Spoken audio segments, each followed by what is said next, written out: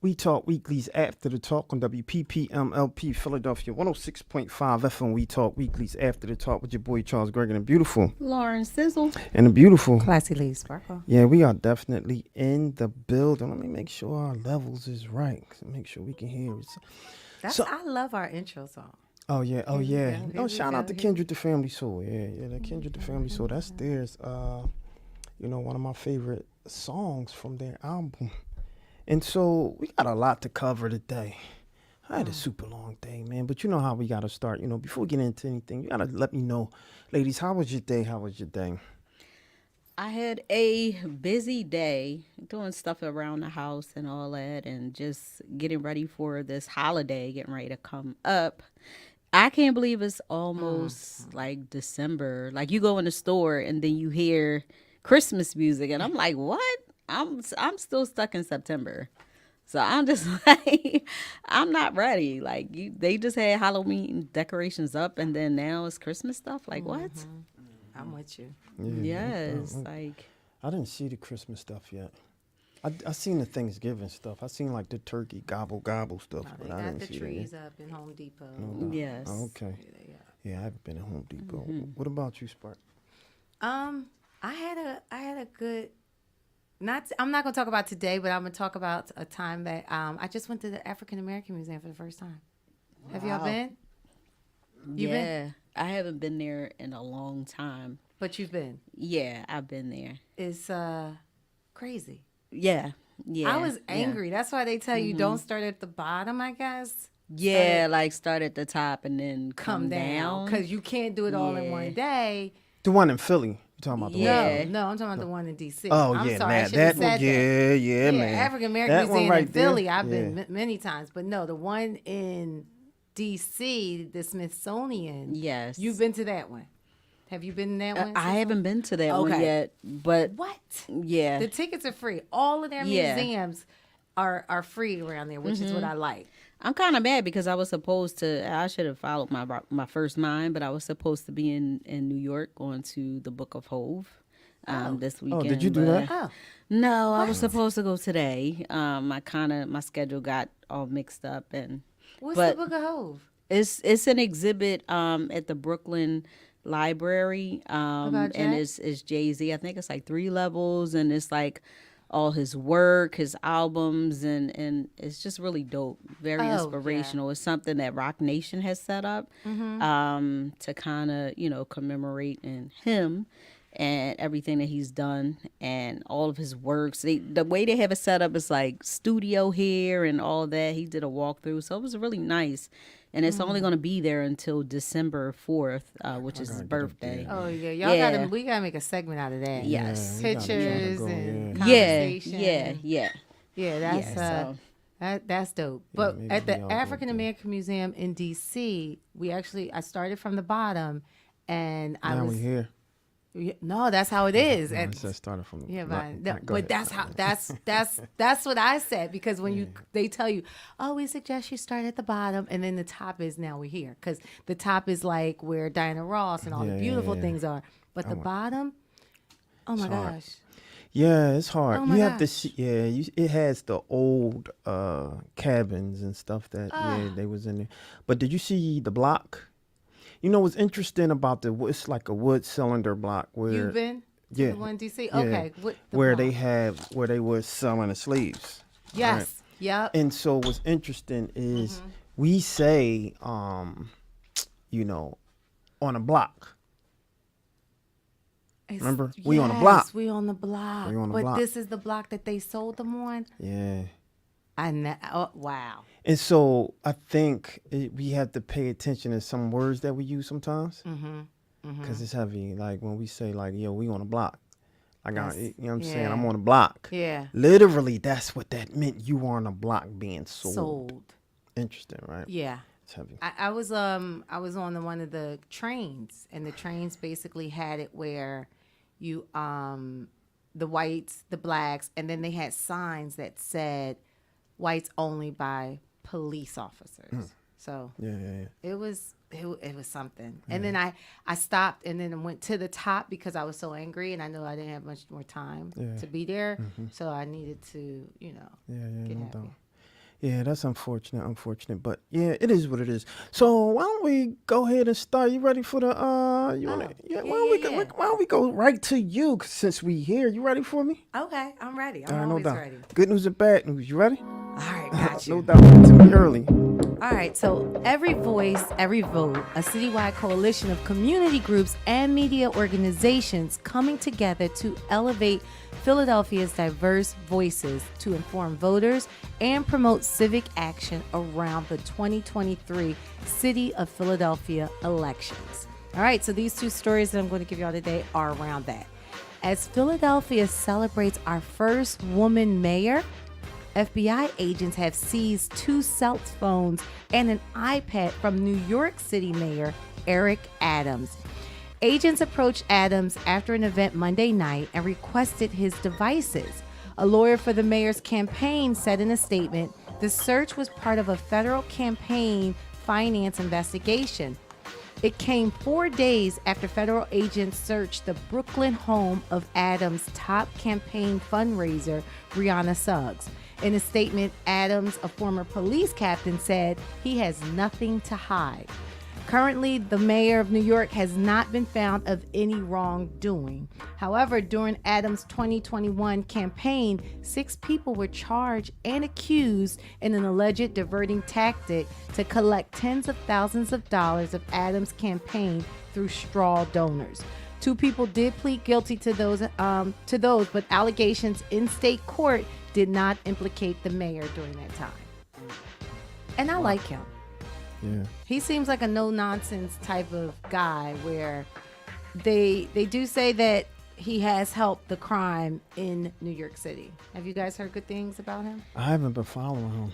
I've heard good things about him, and then for me, it's just kind of like I'm on that whole Tyra Banks, like we were rooting for you, like please just let this be wrong. Anybody who knows the Next Top Model, they would laugh at that. Yeah.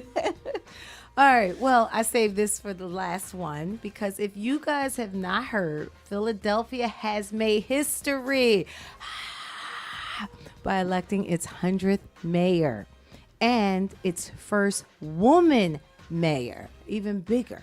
So Democrat Parker beat Republican David O with 75% of the vote. City Hall moves from the Kinney administrator to now the Parker administration. We are one Philly, a city united, Parker said during her press conference. Mayor Kinney congratulates Mayor-elect Parker. I'm confident under Sherelle Parker's strong leadership, we will see great progress on our common goal of building a safe and thriving and equitable Philadelphia, Mayor Kinney said in a statement. Parker states that her first order of business will be to pick a new police commissioner. Parker says she will announce her choice before Thanksgiving. She's also including raising the minimum wage for the city to more than $17 an hour. I need to get a minimum wage job. That. Yeah. To more than 17. I mean, I like that. I'm not even going to hold you. That's a big thing for me. She also wants to keep public schools open year round. Okay. Yeah. Yeah. I mean, my kids went to year round school back in the day when I lived in Virginia. I never went to Yeah. Yeah. They had. It's honestly with holidays and teacher days, it kind of balances out. It just makes them go during the August month though too, but it's around the same, and if it's still that same setup. So she wants to focus on public safety, and she weighed in on the Philadelphia Sixers' potential new arena in Center City, one of her first major decisions that she'll be making after taking office in January. So that was one of the big things about, Yeah. what are we going to do with the new 76ers arena? Yeah. She has to, I don't know. I think that's going to be an interesting conversation. Yeah. Well, I'm voting for her, rooting for her. And I just, we all have the common goal of getting Philadelphia safe and back in, brotherly love and sisterly affection. Yeah. That's what we want. Yeah, brotherly love and sisterly affection. Yeah. Oh, that's your good news and your bad news from your girl, Classy Lady Sparkle. Yeah. Hopefully we'll have, her you know, she'll do what she need to do. You know, and I think she will. yeah, no doubt. I know she will. Yeah, I know. She I know you seems, was rooting for her. For yeah, sure, I like that she's she's going to approach this with a zero tolerance approach. You can't please everybody, but I am about having a logical, strategic, methodical approach. Okay. Not just that's on a mouthful. Yeah. Yeah, not just on some. This is what we can do, or we should brainstorm. No, this is what we're going to do. Yeah. No, for sure. So, Okay. yeah. No doubt. All right. Well, yeah. You guys, if you want to, support We Talk Weekly, independent media, as always, you can send a little, $sign to our Cash App, We Talk Weekly, or you can follow us on all social media platforms at We Talk Weekly. That's Instagram, Facebook, Twitter. We everywhere. No doubt. No doubt. Yeah. So, there you have it, ladies and gentlemen. We Talk Weeklies After the Talk on WPPM-LP Philadelphia, 106.5 FM. We Talk Weeklies After the Talk. I don't want you guys to go anywhere, because when we come back, we're going to have someone with whom I have a tremendous amount of respect for. We'll be right back after this, y'all. We Talk Weekly After the Talk. Don't go nowhere. We'll be right back. Huh?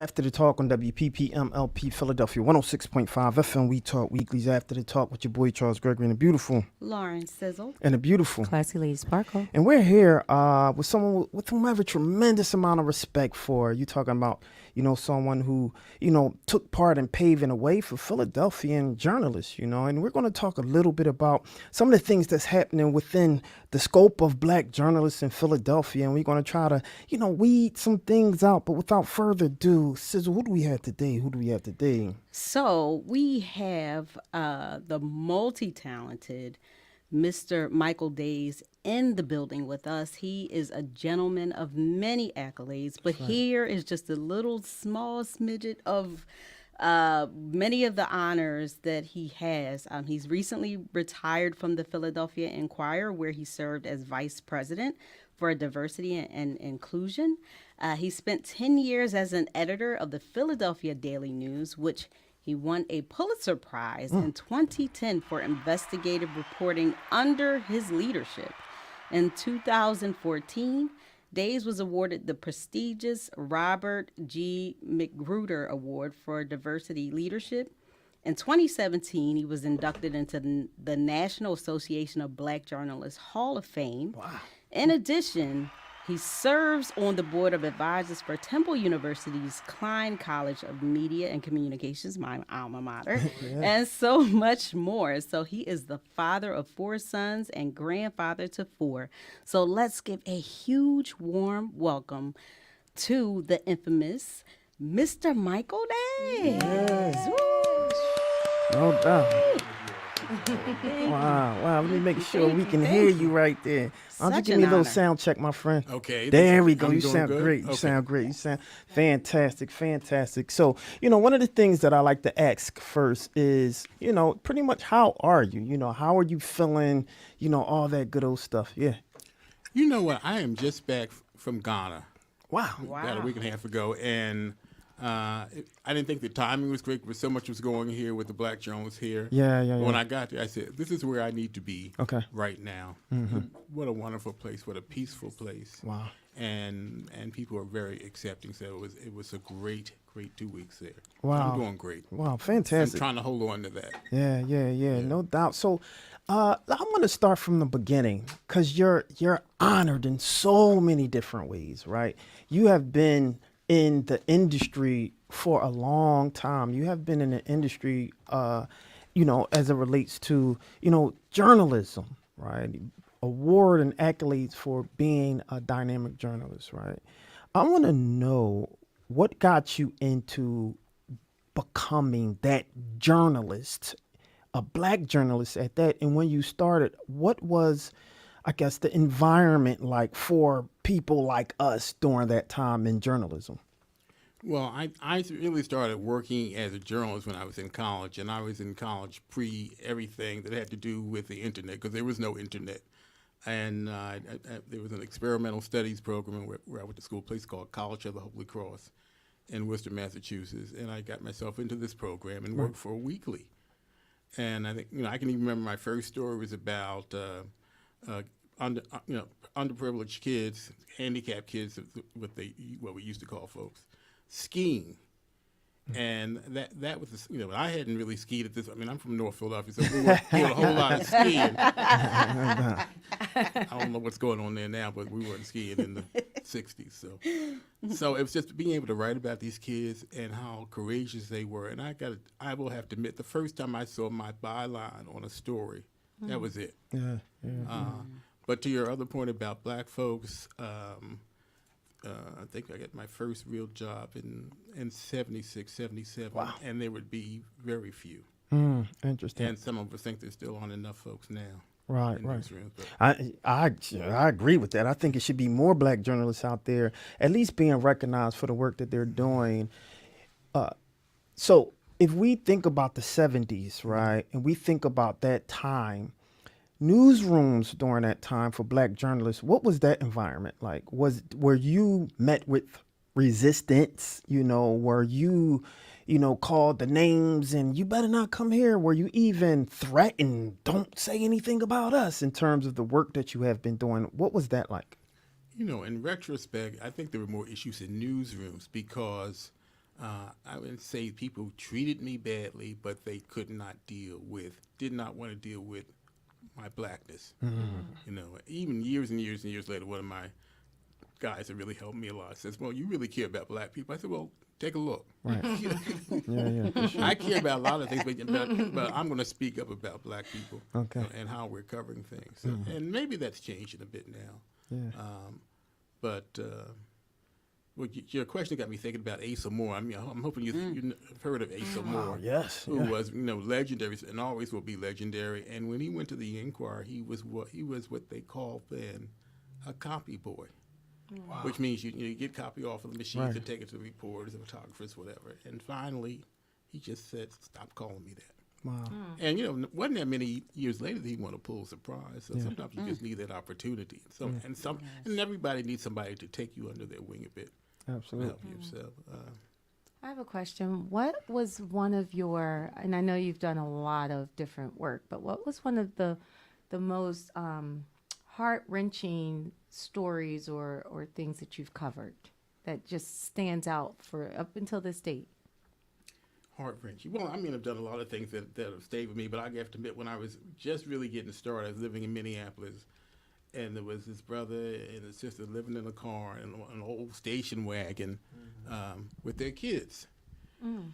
So they sent me out to write about him and his family and what they were going through. And, things have changed a bit now, but in those days, you were not supposed to get emotionally attached. You certainly weren't supposed to go in your pocket and give them $20, $25. Right.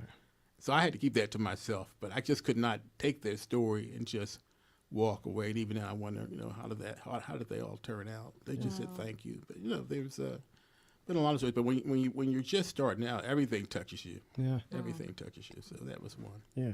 What's the legacy that you want to leave with, all of the profound work that you have done? What's the legacy you would like to leave? Well, I'm working on it right now. And I think you know a little bit about the new chapter. Yeah, I want to get into that. Well, We'll get into that. let me get into that a little bit. Okay. Because this is not what I plan to be doing at this point in my life. Okay. I'm 70 now, so. Right. But a number of us came to realize that the chapter that's now about 50 years old had declared their independence from the National Association of Black Journalists. And I guess I've always cared about legacy, but I care about it more now. Okay. To be honest with you. So we were pulling away, and so you're talking about people like Chuck Stone, Right. and Asa Moore, Yeah. and other folks like that who, put their lives on the line in those days and created this thing that's really created the National. I mean, Yeah. Chuck Stone at the same time was president of the Philadelphia group and president of the National group, almost 50 years later. So when I heard that this 50-year organization was pulling away from National, I said, we either have to try to fix it or we need to try to do something new. And be honest with you, when I started meeting with, and I started pulling together people who were had been president, including me. I was president pre-internet age, and just saying, we need to talk about this. How do we feel about this? And it was a process, because it was a couple of us who felt like we need to just do something right now. But a lot of folks said, we worked on this, we worked for this organization, put a whole lot into this association. We just can't walk away. And so that was about a year. And then, most recently we decided, we're gonna move ahead, and we got support from the National.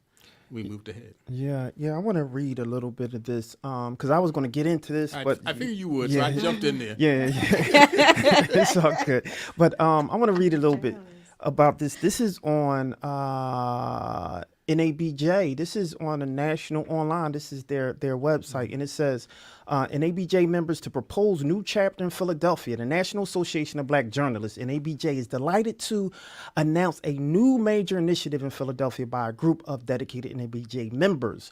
A group led by a few former Philadelphia chapter presidents and dedicated area journalists has decided to create a new chapter named NABJ Philadelphia. The new chapter, when officially created, is eager to join the dozens of other official NABJ-related chapters supporting its national mission of journalism, excellence, and advocacy. And so, I just wanted to, and everyone can kind of see this. You can go online and see this, but I want to talk a little bit about the need to do that, right?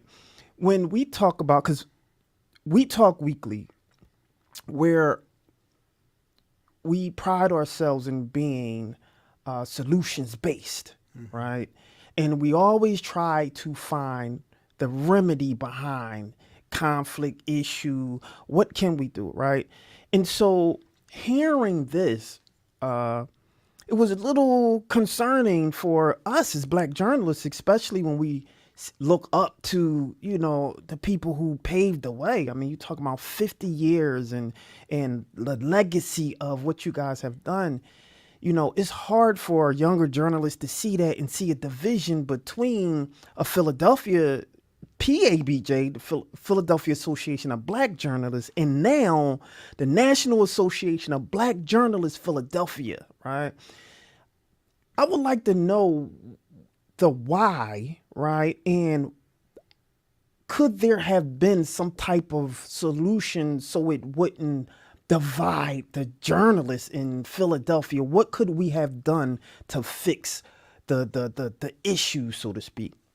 Well, like I said, I was in that small group that said, let's just move on. Okay. And when I got folks together, and by this point, we were all living on Zoom. Right. So, and they said, no, we're not going to do that. We're not ready to do that. We need to figure out how to create something to get people back at the table and talking. Right. And I think you probably read that one of the issues here was PABJ did not want to adhere to the number of working journalists you have to have, and it's like 66%. And they said, we're not going to make it. That's not important here in Philadelphia. So a number of us said, let's make it important. Let's see if we can work with NABJ, work with PABJ, and see if we can come up with some remedies. Nobody was moving, and there was no, their rule is their rule. I mean, they've got, I don't know how many chapters now, but everybody has to adhere. Right. And to be honest with you, when we made a recommendation to... when you say we? We being this core group of people, it turned out it could grow, but it was primarily 8 of us. Okay. Including Bobby, who, worked from this thing for months and months and months. Right. And there was no way to get to a resolution. And so it was interesting to see the process, because sometimes you have to leave from behind. Yeah. Because people aren't where you are. And so that took about a year. And we finally got to him, had a meeting, and people said, you know what? We don't know what's going to happen in the future, but we cannot. And the other thing that happened, the National meets every year, and this year it met in Birmingham, Alabama. There were a lot of folks there from Philly. Yeah. And they were going up to the new president, national president, saying, how are you going to fix this? Right. We are proud members of NABJ. We want to be tied to NABJ in our home city. So, every time I'd run into him, I'd be like, oh, here we go again. But, who knows what's going to happen in the future. But right now, the legacy is important to us. And just in terms of, I'm big in this whole ancestor thing. And me too. People created this in Philadelphia, created this national at Philadelphia. Asa Moore, Chuck Stone, folks like that. Yeah, and in full transparency, I'm a current member of PABJ, right? I'm an active member, and I love the journalists, right? But we look up to you guys to give direction and to give legacy, to let us know where we should be, because I'm a firm believer in one. When we say saluting the ancestor, Ashe, when we look up to those who, really open those doors for us, that's important for people who look, especially people who look like me, right? Yes, to look at you and be honored to have you here, but to feel also like, what did we do that you don't want to be with us anymore, which isn't the case. I'm just kind of minimizing the idea of it, right? But, it leaves a lot of us in this, this zeitgeist of what to do, and do we continue our path? And when we even think of what ageism, the background of ageism now, it appears that now it's a division of our elders, our people of wisdom, to the younger generation that's trying to find a way, So what is your take on that, and what you would do or tell someone like me as it relate to this, if that makes sense? I know that was loaded, but oh yeah.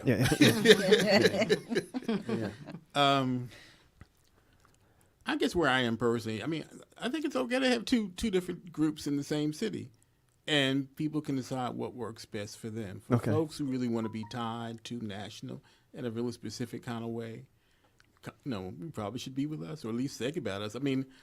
From what I read, PABJ says if you're with them, you can't be with us. Well, that's not what we're rolling with. Okay.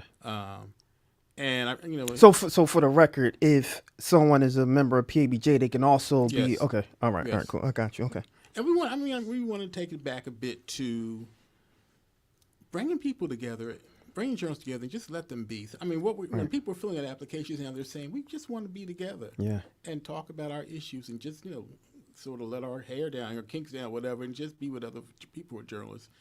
Personally, I really want us to focus quite a bit more on community. Okay. The study just came out of the Pew folks, and they found, you probably saw, they found that black folks, whether they're Republican, Democrat, whatever, they feel that they are not covered appropriately. Correct. So how do we begin to? I'm feeling like at this point in my life, I need to be leading that charge, or we need to be leading that charge. How do we make things a little better? You can't, imagine one. I think it's going to happen overnight. Right.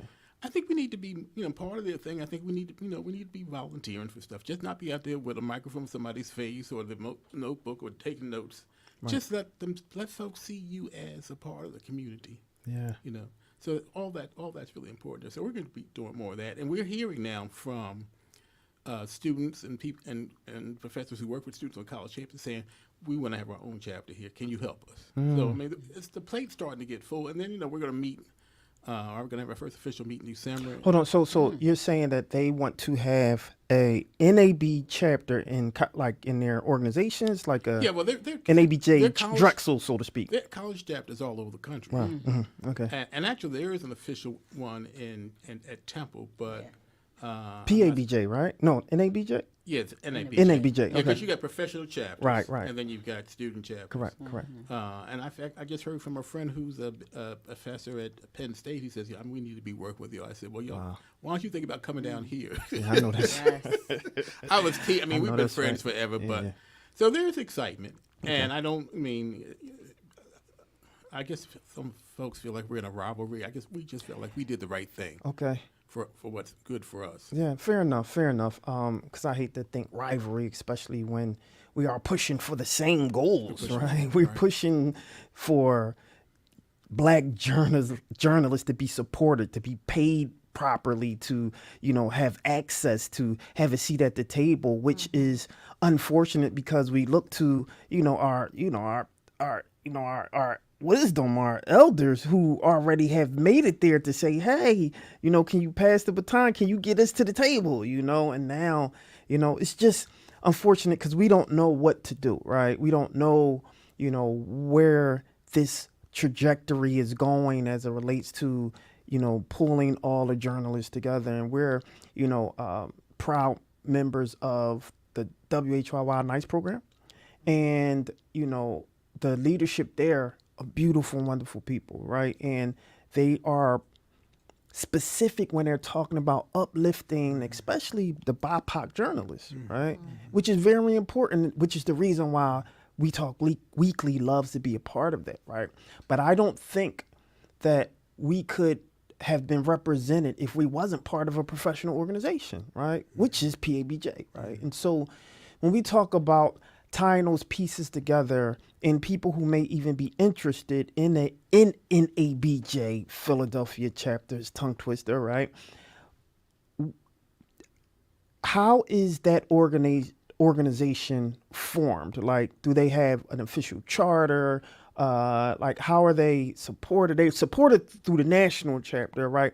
But how can people become members of that? And if they're members of that, you're saying it's still okay. If they have a membership with PABJ, you're saying that it's okay for them to be a member of NABJ Philadelphia chapter, right? So can you kind of lay out? Let me just say this Sure. real quickly. Okay. I know it's a bit of a tongue It twister, really is, yeah. But all the chapters that have come on board in the last, 15 years or so, it's how it's designed. It's NABJ Philadelphia. We're probably going to get closer to NABJ Philly because it is Philly, right? And that's what we like. NABJ Philly, got you. So how is it laid out? Like, all right, so we have, it's just like, we got a president, vice president, secretary, treasurer. We have a charter, official bylaws, guidelines. Okay. Everybody who's leading now, what we agreed to do, and that's all in the bylaws. We're only going to serve for a year. Our goal is, after that, it'll go to 2-year terms. Okay. But the sense was like we've been talking about this and thinking about this and working on this for about a year. So we need to take on. It was not my goal to be the president, but everybody gave me the side eye and said, "You got to start it." No doubt. That's what's going to happen. Okay. Got you. So, I think I laid out some of the mission stuff, and we had to work with NABJ. We finally have a Region 1 director, and that was just named the other day. And you folks may know her, Melanie Roy, who had been at HYY and a number of places. But the region, because there was no Region 1 director, the Region 3 directors had to help us get our act together. And the national had said, we would like to come to Philadelphia and have our first meeting here. Wow. But we would like for you all to have your presentation ready so that we can approve it. So there was a lot of moving around and getting stuff done, and you had to get recommendations from a Region 3 director, from a regional director, and other stuff, and you had to get the you had to get a credit. You had to have a savings account. There are a number of things that had to be done. Got you. To be approved by national. We got it all done. It was we pushed it. I think we turned it in. Finally got it all turned in on October the 12th, and they approved it on. They let us in when they were here, October 27th.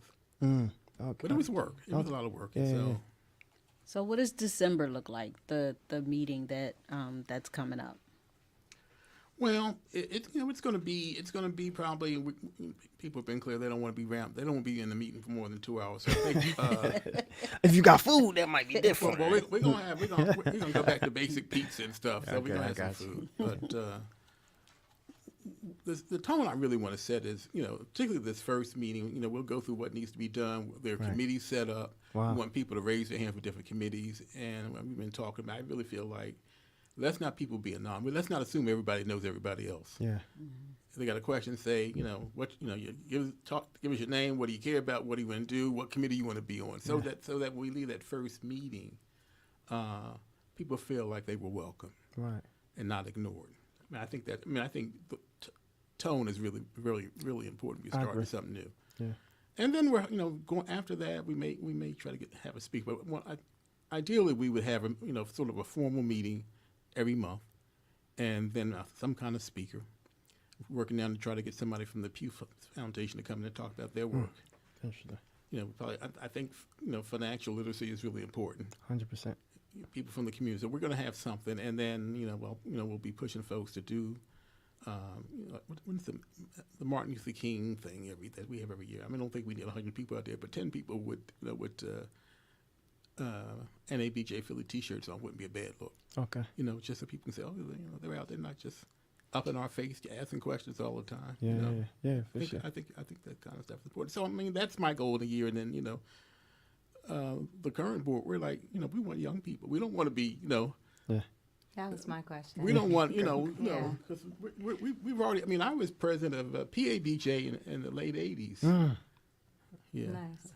And that's what I was going to say, because we have the new mayor, and with the new mayor-elect, Sherelle Parker, 100th mayor, woman, so that's history. But her biggest goal is to help put public safety. And as you know, social media is not ruling the world. So you have a lot of these young people who are being their own journalists, social media journalists. Right. So they're taking it into another world of digital. It's just no more paper boys with the newspaper at your door. It's like, oh, let me look on my social media now to look and see what's going on in the world. So are you all looking to incorporate the youth more, even with a digital footprint? We're doing digital now. There's a Facebook site, and we're Twitter, and it has to be young people. There's nowhere we cannot do it without young people. Absolutely. Who, I think my generation, so if you're on Facebook, you see somebody my age, they're like, we didn't think we would get so old this fast. So, so I'm just saying, beware, because it pops up quickly. But, our goal is, and our destiny, and what we need to do is make sure that the people who are running this thing in a year are a mix of generations, talents. And, one thing I didn't mention is the Inquirer's had a program named for Asa Moore. They've had it's going into its 40th year. And because it was founded by a newspaper, the skills taught were primarily newspaper skills. Yeah. And newspaper skills have changed a bit because, you still have, now everybody's doing video and whatever. But we're going to work closely, as our chapter, work closely with them to create a high school program for the whole city, geared to, high school students of color, and really integrate all those skills, because nobody's going to get hired now if you can't do a whole lot of stuff, Yeah. I think it hit me before I retired. This young guy came in. He had taken all his notes on his phone. It was writing his story on the phone. I was like, okay. Yeah. Oh, my God. And just, effortlessly. But that's just the world we live in now, right? Yeah. So do you see a hard kind of like connection between, the traditional way of, storytelling versus this new form of new media, so to speak? It's not new anymore. It's not new anymore. It's, I think I'm probably more literate than I've ever been now, because I get up in the morning, I've got my laptop, not even the laptop, the phone, and the iPad, and I'm checking out the Inquirer and the Tribune and the Washington Post and the LA, and all these other little, these niche kind of publications. Yeah. And people are sending you stuff, because all of my friends are doing, did you see this? Did you see that? Check this out. Yeah. We didn't do that. And, the industry is changing. It's had to change, because if you went up to the Inquirer, any newspaper now, there's much more focus on digital. Yeah. It has to be. They're not selling. Nobody's selling newspapers anymore. They sell a few newspapers, but the money's being made. What you called new was new media 10 years ago. Now that's just what we have to do. Yeah, for sure. And how kids need to be, young people need to be trained to get these jobs. Wow. Interesting. So salute to all of you for what you're doing. Thank you. This it's important for us to be acknowledged by not only our peers, but those who have been doing this for a while, like yourself. That's very important for us, because this is the trailblazers, because this is why we do it. We do it for our ancestors, right? And in hopes that we can keep the stories true, right? Because oftentimes, and this is something that we say on We Talk Weekly all the time, is oftentimes you want to be able to tell your own story, because if someone else do it, they might not tell it in a way that it should have been told, right? Or the correct way, right? And so we would like to make sure that we continue to tell our stories, and we need support from, the trailblazers and people like yourself. If I was to ask you, knowing what you know now, right? If you knew then, and then could be at any time, what would you do differently? What would that answer be? That's a tough question. Yeah. At the time I did, I was innovative at my time. I insisted that we cover communities. I was at the Daily News how many years? Probably 30-some years. And before I went to the Daily News, I was working in Philadelphia for the Wall Street Journal. Yeah. But I didn't enjoy it. It felt like I wasn't covering my people in any, and I'm telling you, when you work for places like, and I'm hoping it's better now, but I was covering consumer product companies, and you turn up into some CEO's office, and they start interviewing you now. Where did you go to school? And how long you been at the Journal? I said, okay, this is gonna go on for half an hour, isn't it, before I can ask my first question.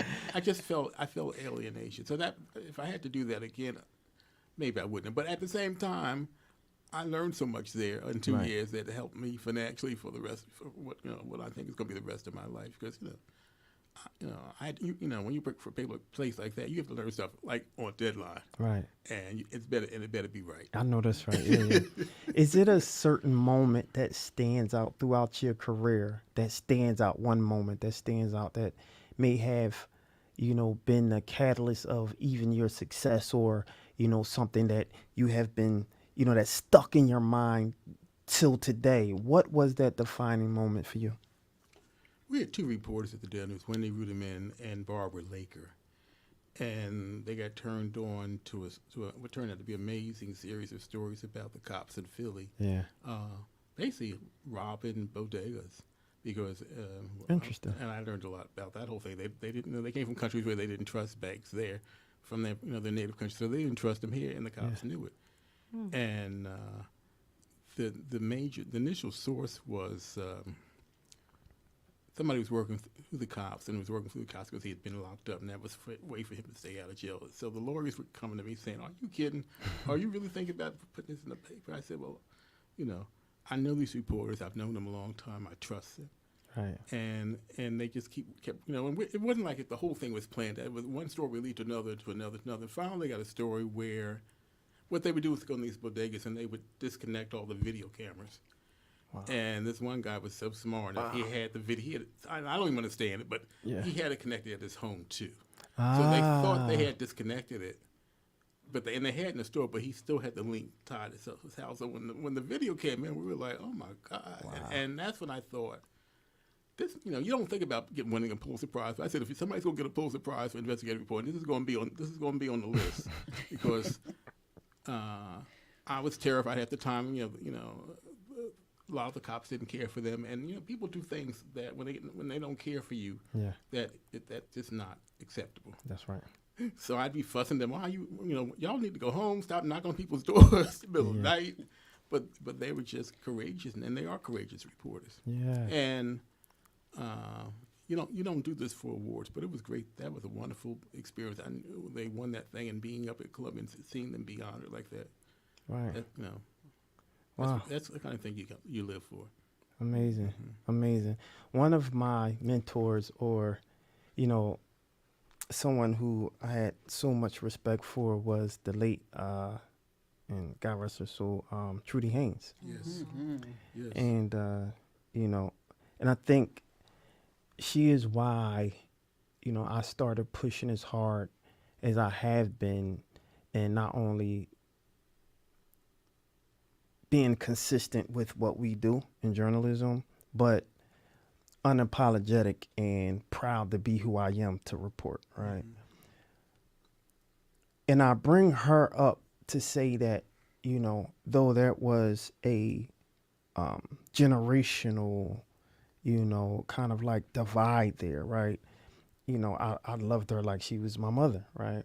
And so I would like to see, you know, that connection with journalists when it comes to trailblazers like yourself to, you know, make that connection.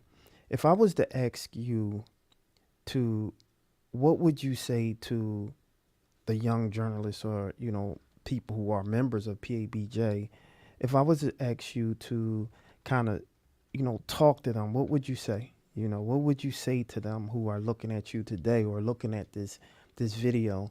How would you address them with everything and all that's going on today?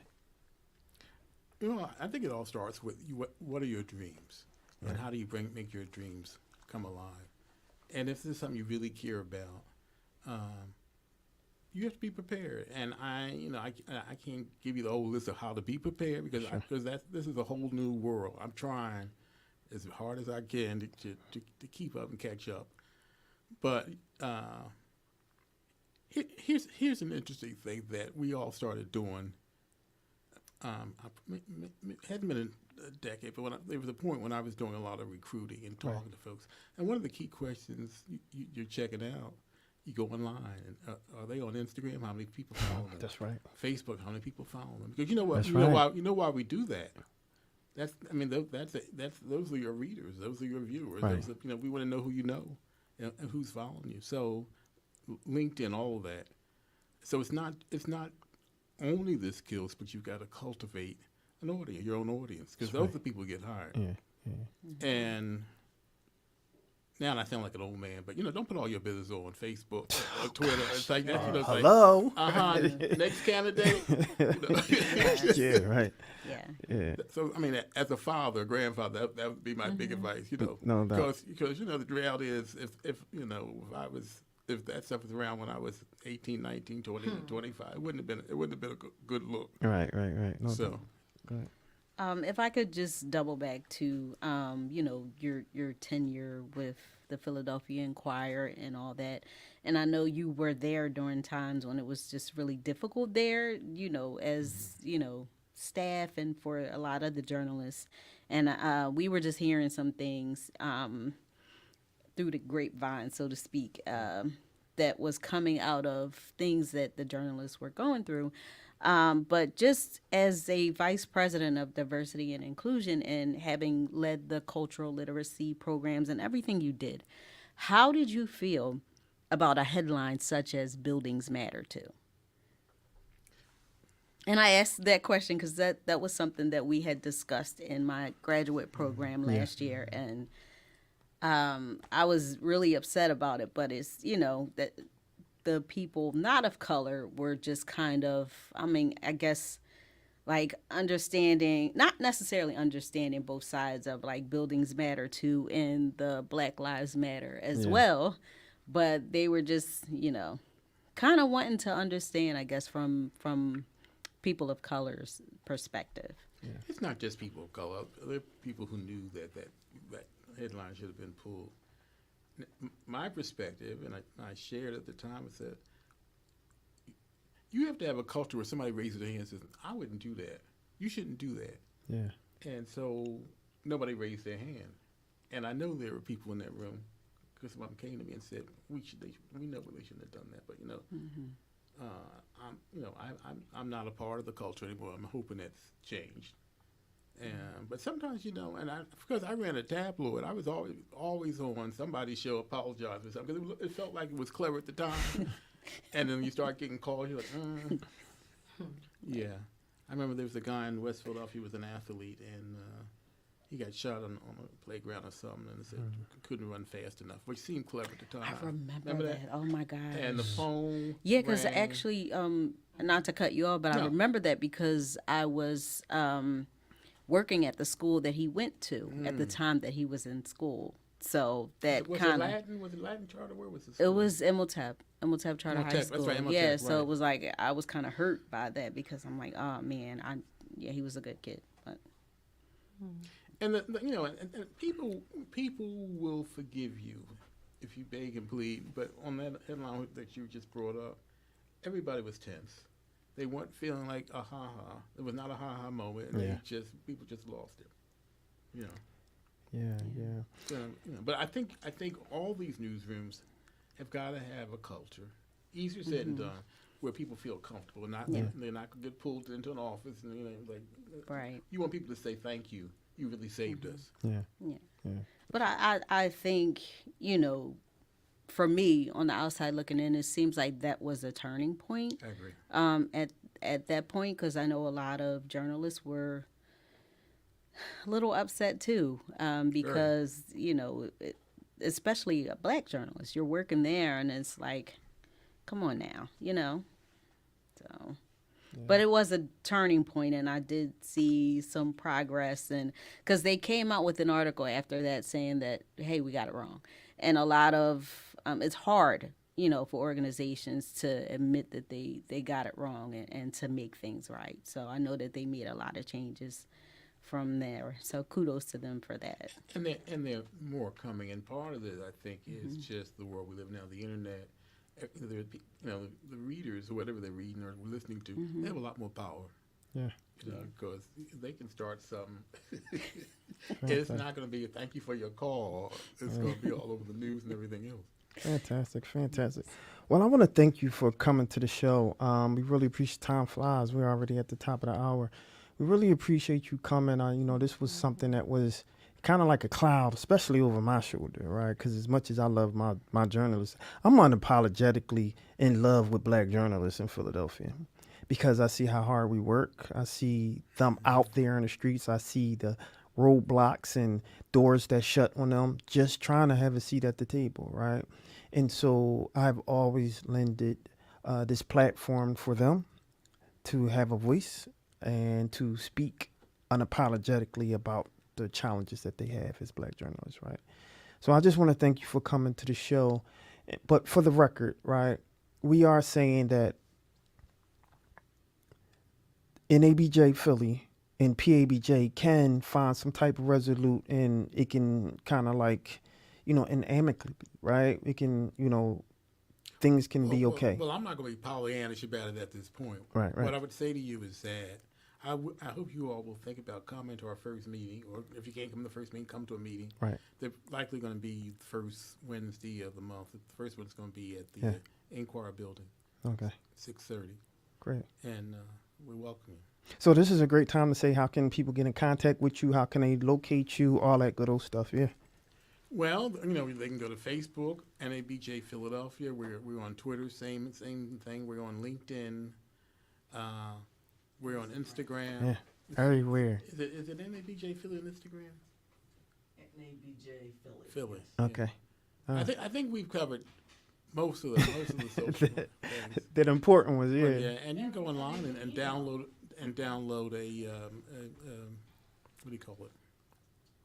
The membership. Membership. Thank you. Membership form. Yeah. Did she mention an email? What's the email that they can get in contact with? NABJ Philly. at gmail.com. NABJPhilly@gmail.com. Right. All right, there you go. NABJ@Philly.com. All right, well, thank you so much, man. It was an absolute pleasure. And, one thing that we always say is once you come to the show, you're a friend to the show, and you're always welcome to come back. And I would love to see how we can, just have a seat at the table with, the two presidents, of PABJ and NABJ Philly, and see how we can get all these pieces together and try to fight for one cause, because I think that's the most important thing, to support the journalists in Philadelphia. So thank you, my friend. We really appreciate it. So there you have it, ladies and gentlemen. I don't want you to go anywhere. When we come back, we got more to talk about. We'll be right back after this, y'all.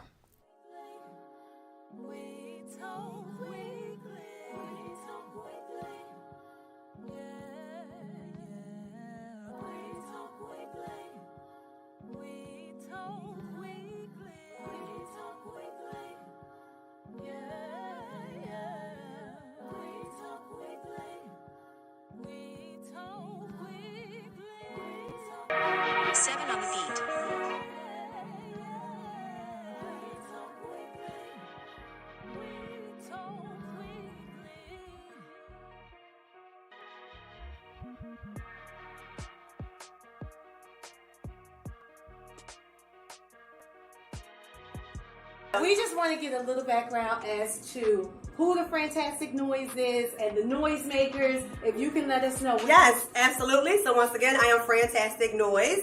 I am the original noisemaker, so no one's going to make as much noise as me, okay? And right here we have the Noisemaker Band. This is only half of it. The other stuffs are upstairs.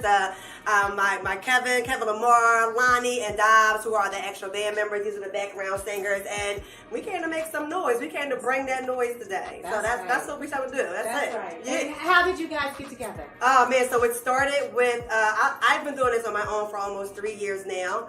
And man, I guess each of these people here have different background stories. Most of us went to the same church together and we just kept going. This one, this is one of my assistants here, one of like my biggest supporter, my biggest cheerleader here. She's an assistant. So we just been building, and the same thing with upstairs with the band, just meeting through people, kept networking, kept seeing, and it was just like God ordained. Bam, here we are. Awesome. Yep. Well, could you guys do We Talk Weekly a favor? Yes. Can you give us a drop in a melody type way? Oh, a melody type way? Yes. Okay. So We Talk Weekly? Yes. Okay, so we're going to do something like this. We talk weekly, come and hear us. We talk weekly, come and hear them. We talk weekly, come and hear them. We talk weekly, come and hear them. We talk weekly, come and hear them. We talk weekly, come and hear them.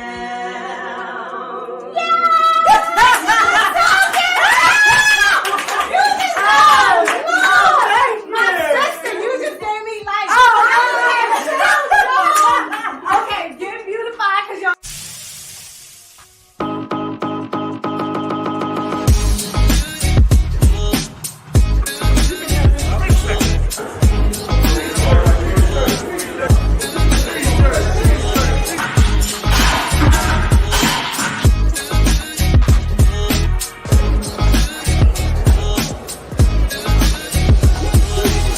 What's up, y'all? It's your girl, Classy Lady Sparkle. We Talk Weekly, and they doing sound check in the back. We're here at the Avenue Beyond Control ABC production.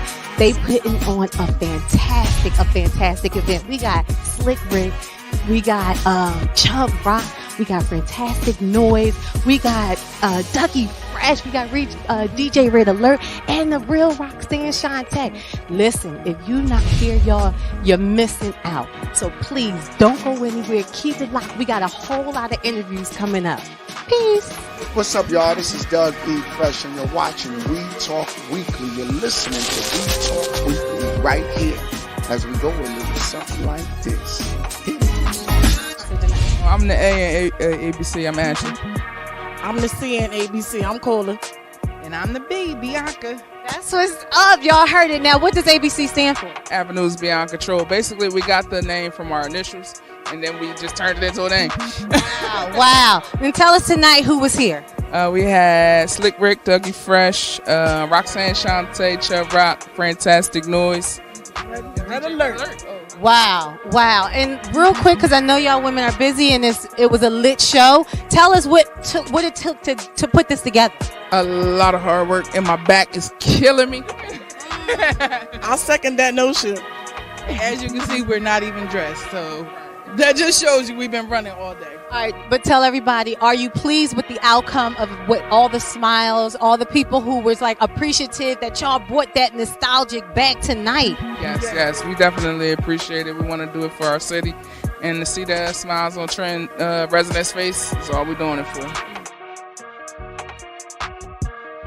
Woo! We Talk Weeklies after the talk on WPPM-LP Philadelphia, 106.5 FM. We Talk Weeklies after the talk with your boy Charles Gregory and the beautiful Lauren Sizzle. and the beautiful. Hold on, your mic went back out. Let me see if we can get this together. Let me here, come again. Classy Lady Sparkle. There we go. And we got Lady S down in the building. Give me some. One more time. There you go. I think they having a problem getting it. Can somebody help them? I think they having a problem trying to get out of here.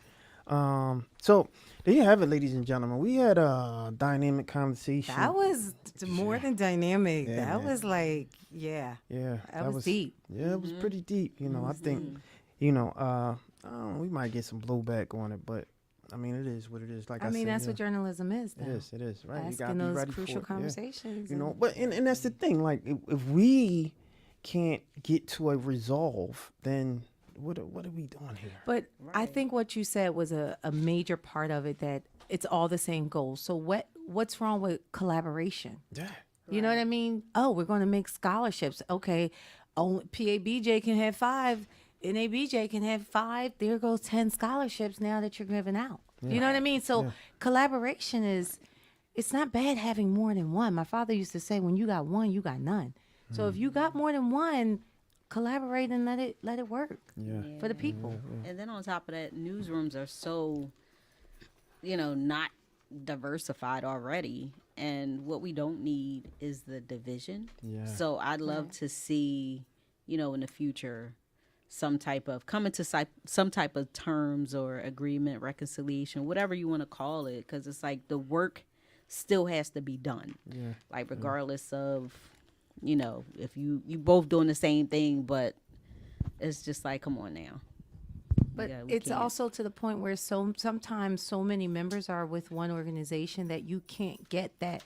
Not saying one-on-one, but it's harder. So just let's almost look at this as an expansion to say it's all the same goal. And I think what you're going to look for is exemplary people coming out of getting the best of the journalism of the trailblazers. And on both sides, they've won. Yeah, and I was also that member. That was a member of both NABJ and PABJ, and just like not wanting to, I want to be a part of both. Like I'm trying to support us. But see, that's the part where the leaders, and I'm talking about people who sit at a higher chair, can't make the people who are a part of it as members feel alienated or feel like they have to choose, because now that's where the disconnect or the discord comes in. People shouldn't have to feel like, oh, I can't even be a part of this group, and now that means that I'm alienated from this one. Yeah, absolutely. But in all fairness, right? The current president and the board of PABJ tried to fight to see if, from my understanding, I wasn't part of those board meetings, but he communicated that he was really trying to fix this. He was really trying to work this out. And I'm talking about Ernest Owens. Yes, to not only collaborate, but to see how this can be fixed. So it didn't have to necessarily be, come to national or NABJ Philly, but it could have stayed Philly PABJ or Philadelphia Association of Black Journalists, full stop, right? Right. I don't know. I don't know. It's just unfortunate. But I know that he tried, and that's something that is for the record. That's something that people can verify, and so he did try. I just don't know where the breakdown went. Again, I'm only speaking from my understanding. I wasn't in those rooms. I wasn't on the board, right? I'm just a member, dues paying member, and yeah, it's I'm active to a degree of the time that I have, but even just as a member, just financially supporting PABJ, that's kind of like, I feel that that's an obligation that we need to do anyway, like to support chapters that endorse and amplify Black journalists. I don't see that as being a question or anything in question to do. I think it's an obligation. I think more journalists in Philly that define themselves as Black journalists, right?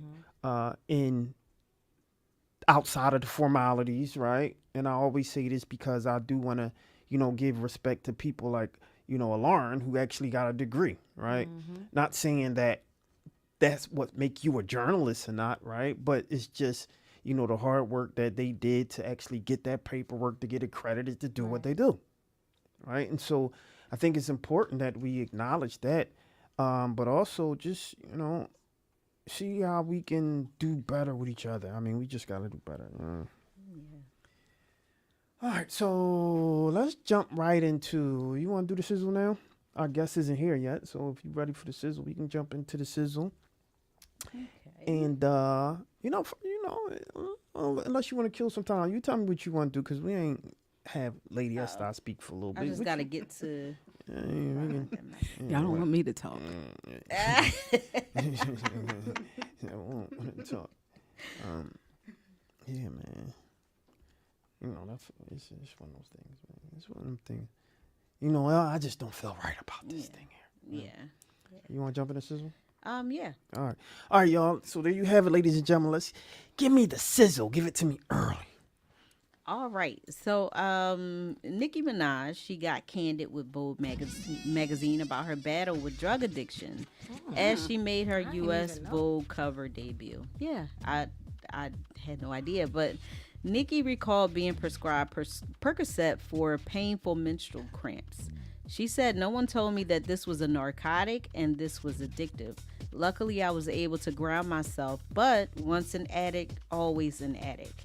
I feel like if you've ever experienced addiction to anything, which I have, you always have to think twice and 3 times about the choices you make." And Nicki also talked about other celebrities who struggled with substance abuse, including Michael Jackson, Whitney Houston, and Prince. And she said, "Look at some of our biggest celebrities. They eventually either get laughed out of wanting to go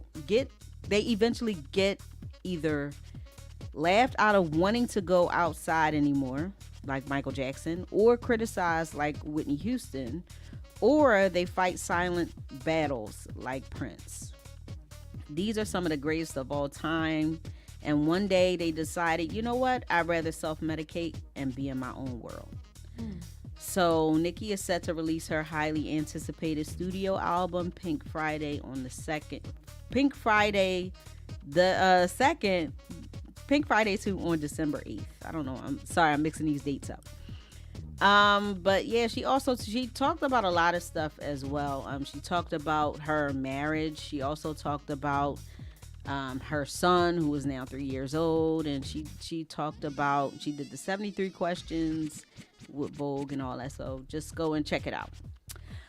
Keke Palmer, she filed for a restraining order against ex-boyfriend Darius Jackson in sole custody of their 8-month-old son Leotis amid accusations of physical and emotional abuse. So according to court documents, Keke wrote, "Darius trespassed into my home without my knowledge or consent, threatened me, then physically attacked me, lunging for my neck, striking me, throwing me over the couch, and stealing my phone when I told him I was going to call the police."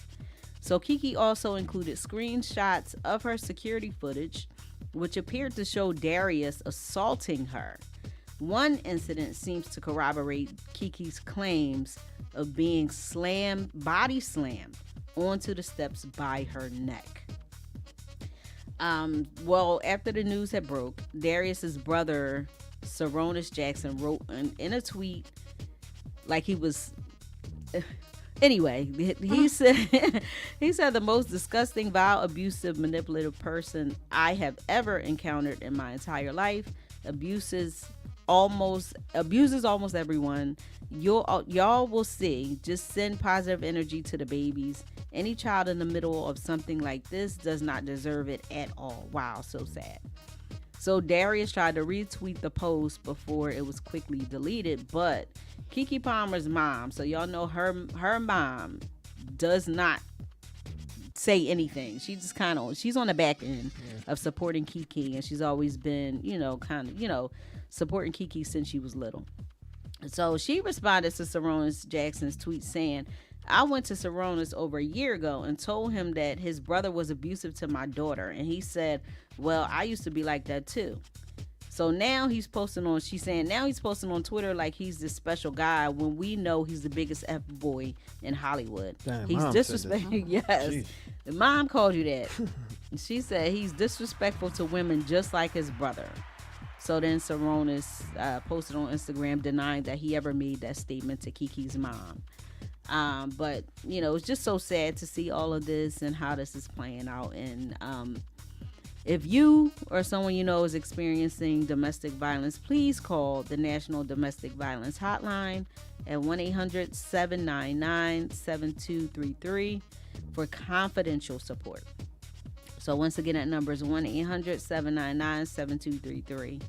I think a lot of people kind of like when that whole thing played out with Keke going to the Usher concert and he, spazzed on social media.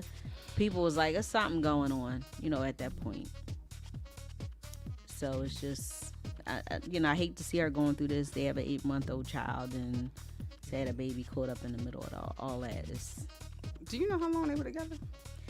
I think they started dating back in 2021, and then she got pregnant, I think the next year, and then had the baby this year.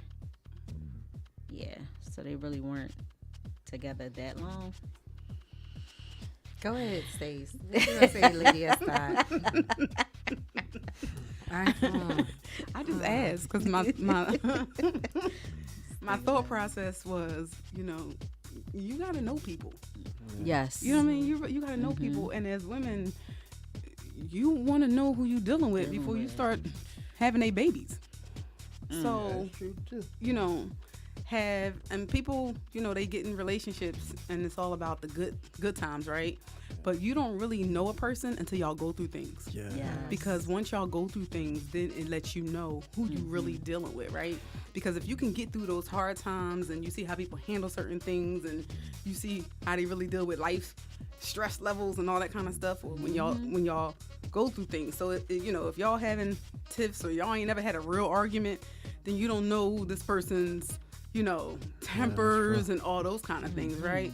So it's important to go through things with a person before you start making sound decisions on life commitments. For some kids. reason, I think that she's had red flags and probably dismissed them.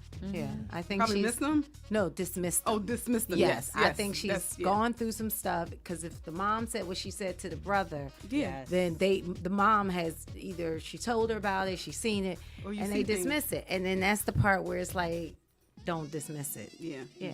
Go off of that because you really, when you say you get to know somebody, people put on facades. Yeah. It comes off, and a year ain't long enough. Yeah, it come off, but like you said, a year ain't long enough. A year ain't long enough. I agree. It's been a year. I don't know you. Exactly.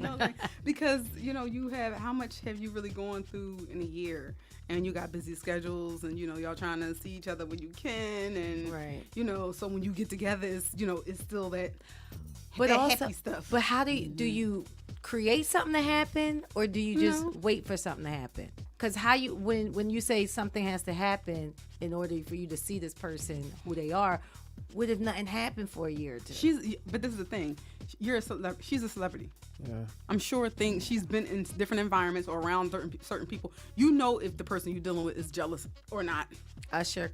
You know that right the away. Usher incident, right? Did something happen with that? But I mean, if somebody is jealous to the magnitude of not just I'm gonna knock your head off. Right. It's a different levels of jealousy and how I'm people gonna deal with knock your jealousy. dome off. You know what I mean? And that's men and women, and we know that because Yeah, they say. I mean, to your point, they say when somebody show you who they are, believe them. Believe them the first time. Yeah.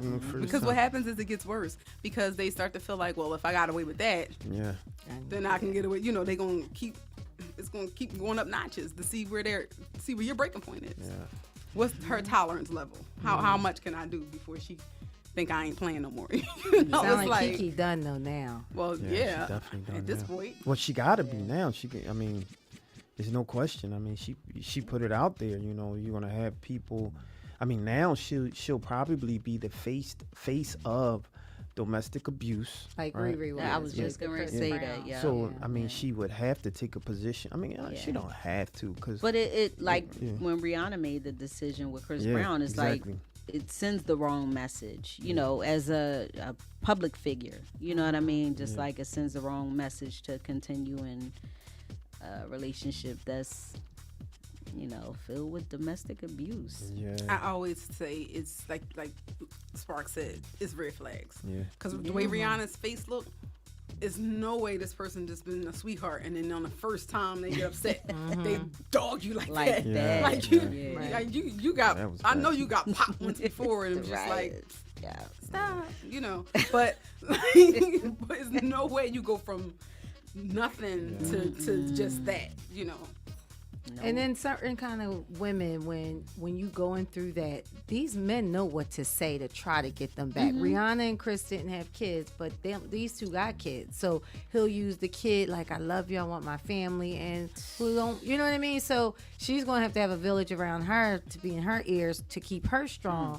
to be like, no, it's, don't give him another chance because he ain't changed. Yeah. And then when you say, oh, I'm gonna give him another chance, what do you do? Buy you flowers? Right. Love is an action word. So it's like, what have you done but say I'm sorry? So It is an action word, but unfortunately, so many of us in this world have not had the proper love or know what love really is. And some women believe that, they think it's, oh, he acting like that over me, he really loved me. They think it's it's like that's real affection. Exactly. And y'all know Kiki, that's Black America's little cousin. Like, Yeah, everybody it riding is. for Kiki. Like, we watched her. Kiki's strong though. Yes. Kiki's strong. It's like, and anybody else, it's when it doesn't matter who's in her ear. It's going to have to be when she's done. But Yeah. I think she's going to come out different than Rihanna. She's going to come out with a different type of transparency when she Right. talks about it, I think. Because like you said, she's a little cousin in everybody's head. So she's going to come with a different approach and say, you know what? Whatever that is. Right. But I Like think the she'll same be- thing. Oh, I'm sorry. Go ahead, no. Oh, I was just gonna say, like, when he sent that tweet out, he was like, "You a mom." She came up with a whole thing that was like, "You a mom." I forget what it was, but like she had shirts made Right, and when stuff she had like that. the gown Yeah, or her she freakum was dress. like, "You a mom," right? So I feel like, her get back and comeback is gonna be should be cool. All right, Celebrity Sizzle Award of the Week goes to. Couldn't find my. So, just 10 months after suffering a near fatal blow on the football field, Buffalo Bills safety Damar Hamlin is honoring the Cincinnati medical staff that helped save his life with a scholarship. He said, "I had dinner with my heroes, 10 of the UC medical staff that helped save my life. I surprised them with a scholarship named after each of them that will support youth in Cincinnati to chase their dreams. Wouldn't be here if it wasn't for them." So the scholarship will award $1,000 to underserved, they are deserved, but underserved youth in Cincinnati over the next 3 years. Each of those recipients will be named after the 10 first responders that helped save Damar Hamlin's life. And he said, "I'm humbled by the opportunity to set up a scholarship program to honor the team of professionals, my Cincinnati heroes who helped save my life on January 2nd. I created this scholarship program to recognize each of them for what they have done for me, while also lifting up kids in underserved communities who are in need of some support as they look to go to a private high school, trade school, or on to college." So shout out to Damar Hamlin. I think they're set to play the Bengals again. I think since that happened on the field. But I'm your girl Lauren Sizzle, and that was the Sizzle. And that was the Sizzle, ladies and gentlemen. That's your boy Charles Gregory with the beautiful Lauren Sizzle. and the beautiful Classy Lady Sparkle. and the beautiful. Lady Esther. Lady S. Dot is definitely in the building. And without further ado, we have someone with whom I have a tremendous amount of respect for. I was waiting for this sister to come on, talk about her purpose. She talking about everybody else manifest. I want to know her purpose. And I think that's an excellent transition. I try to do them, right? I try to do them. Sis, who do we have today? So we have the beautiful, and I hope I'm pronouncing this correctly, YahZarah St. James, and I know somebody else kind of similar. So YahZarah I think. St. James. She is a singer, songwriter, producer, and filled with spirituality. YahZarah. YahZarah? I think it's YahZarah. YahZarah. It looks like YahZarah. YahZarah. Okay, YahZarah. Yeah. Either way, it's pretty. It's though. beautiful It's a either beautiful way, yeah. name. Yeah. She expresses that when she was born, there was a naming ceremony. The ancestors tell you what you're going to do with your life. It was that YahZarah would be a musician and that she would be a muse blessing the world with music. Let's dive into this interview about the ceremony and much more and give her a warm We Talk Weekly welcome to this beautiful, extraordinary, YahZarah St. James. YahZarah St. James. Yes. Yes. Oh, I love it. So Yeah, that beautiful. is such a pretty name. That is a You pretty. have to tell us the backstory about that, because like names are, people don't understand how Yeah, important names are. for sure. Oh, definitely. You know, have you ever met a child named Jesus who was a terror? You have to be Mm, careful what you name your mm, children. And I'm very honest. My legal name was Dana Williams. But I met my father when I was 14 years old. And my father, God bless him, who is now 90 years old, promised his father on his deathbed that he would spread the Oduro Quartzon name far and wide. And so my father is one of 29 children, of which he was the only surviving male heir. And my grandmother, Nana Ya Junkoma, was the woman who gave birth to him and rose from third wife status to the first after his birth because none of the other sons in the family actually made it past infancy. And so Zara is the flip of my grandmother Sarah's name. And my grandmother Sarah pretty much gave up her entire opportunity to go to college to have my mother when she was 19. She was one of those women they made, have one of those shotgun weddings. And she married my old scoundrel granddaddy, put him to school, and he left my mom and my grandmother behind when she was 8. And so when I hear my grandmother Sarah's name, and she was a concert pianist, a child prodigy at that, and I hear my grandmother Ya's name, who passed at the age of 103, and both of them lived long lives, it reminds me not to shrink. It reminds me to remember who I am. It reminds me to walk in my power. Things like that. When you hear a cold word and all of a sudden it snaps you back into action. So that's YahZarah. That's me. Jeez, I that is love so that. That made beautiful. this. That made the name even. Jeez, that's heavy. Yeah, it was. You can tell that they spoke everything into existence just by that name, and Thank you so much. yeah, you're gonna live up to greatness. So. I appreciate that. I'm trying to walk this life in a way that makes my ancestors proud of me, and particularly the 4 women who raised me. I had the benefit of growing up in a household, my Black American household here in the States, with 4 generations. My great grandmother, my grandmother, my mother, and I lived together. I'm actually in my childhood home visiting my mother right now. And my grandmother passed away in this house. I'm the first woman in 4 generations to not be a victim of rape. I'm the first woman in 4 generations to do exactly what I wanted to do. And even though it took me a long time to center myself, because I think I was guilty of imposter syndrome, telling everybody else how to live out their dreams, but I was actually sacrificing mine. So we can get into that whenever you. Why is it always like that? It's like the people that are like have these dreams, these visions, these goals. You're so busy, like pretty much like pushing everybody to work on their goals, and we forget about ourselves. Like, Well, we're people pleasers, especially as Black women. We're taught from the beginning that there's a special place in heaven if we sacrifice everything. Family first, Jesus first, whatever it may be. Something will be our careers first. But there's, at least for me, because I only speak for me, there are certain times in my life where I've been faced with challenges that made me have to go backwards and pick up stuff I thought I had incinerated that I, in fact, had buried. And one of those things was people pleasing. If you look at my catalog, I've built the careers of a lot of people, but I could never at the time quite crack that ceiling that I desired for myself. But a lot of it had to do with the fact of feeling unworthy.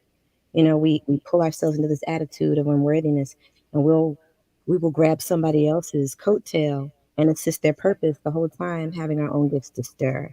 And so, in 2010, I said, I've been stirring everybody's gifts, but what about my own?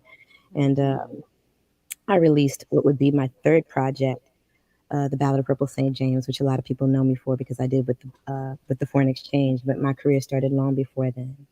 And so did my desire to people please and to use my voice to not be invisible. Wow, my sister, you got what they say, Milky Way for blood evolution in your veins. Talk about it. Jeez. I love that sister too, by the way. You remind me of her. That energy is just emanating from you, and yeah. It's peace, hard fought, hard yes. won. I don't lie by my age. I turned 45 this year, and I'm always very grateful that I don't look like what I've been through. Um, and as I watch all these things happening in the world, we see what's going on in Gaza, and as Black folk who live in America with the lie of white supremacy, seeing our brothers and sisters in Palestine dealing with the lie of Israeli supremacy. Um, Sometimes I feel like my problems are trite in comparison to the sacrifices that are going on in the world all around me. But that's why I make music, to be a canary, in the mine shaft, to sing not necessarily all the time about who I am, but who I want to be in the world as I'd like to see it. And that's where I've been taking my time to purge those ideas that I had to please everybody. Because you can't make everybody happy. Yeah. My sister, can you do me a favor? Can you back your camera up just a little bit? You cutting off your head. I want to see your. There we go. There you go. That beautiful face. No doubt, no doubt. So since you began with that, how hard as it may be, I want you to walk us through. Let me back up, right? Because I didn't ask you how you are. How are you today? How Great. are you feeling? Yeah. Strong, big, wide, taking up space. Fantastic. I feel baby. Walk me through, and you kind of did it already, talking about your grandmother and your mother, but walk me through who YahZarah is. Oh. I'm a mother first.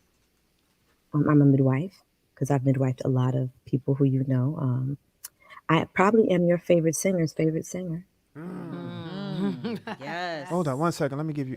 There we go. Talk about it. No, I'm not too fancy, y'all, but in my former life, I didn't know how to compliment myself and invite more of the good, and so I don't make that mistake anymore. I can't play soccer, but I can sing, and that's my gift to the world. I'm a great friend. I'm a creative. I'm a designer. I'm a proud first generation Ghanaian American, living and residing in Washington, D.C. now and spending my time in Brooklyn. But most importantly, I'm a human, just like you, beyond being a creative. I'm a proud woman of color. I'm a woman of faith.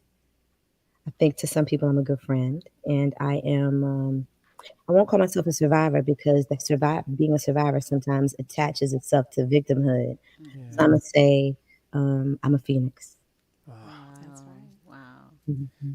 So how does it feel? Like you've worked alongside many of the greats, and this is Philly, so how we feel about the roots. But like Lauryn Hill, Solange, many of the greats. Like, how does that feel? Working with them. Yeah, so I want to make sure I have not worked with Lauryn Hill or Solange, but my producer who produced the project, the ceremony, he actually worked with them and played with the Roots, and I have actually played with the Roots. What's interesting is people always ask me, how did you get in the music industry? How did these things start? It was serendipitous, When I tell that story to people about my feet hitting the ground and me getting my name, which was my Yoruba name, Olufunmilayo. I'll say it slow. Olufunmilayo. It's like it means God gives me joy. So in order to get there, there had to be some serious challenge. My story in my career is really serendipity, being easy to work with, always dealing in, walking in, working in love, being consistent. Like when I got the job with Erykah Badu, I sung for Erykah for 7 years, and I got that job when I was 18. I had been going to North Carolina Central University. I'd fallen in love with the first boy I met on campus and made a .8 GPA that year. After getting a full scholarship. Daddy issues, your parents tell you meet your boyfriend and your husband in college, just smoking weed, just losing my shit. But I always showed up for my music classes. And that's where I met Fonte Coleman, Pat Douthit, Darian Brockington, these people who become my musical family. But at Central, I honed my skill and I found myself there, but my wings were kind of expanding. And so when I got the Badu gig, it was the combination of a lot of really great dreams coming true, because I was going to Duke Ellington. I met some brothers from Howard. One of them ended up singing background for Erykah. He remembered how well I always worked. I ended up flying with no return ticket home.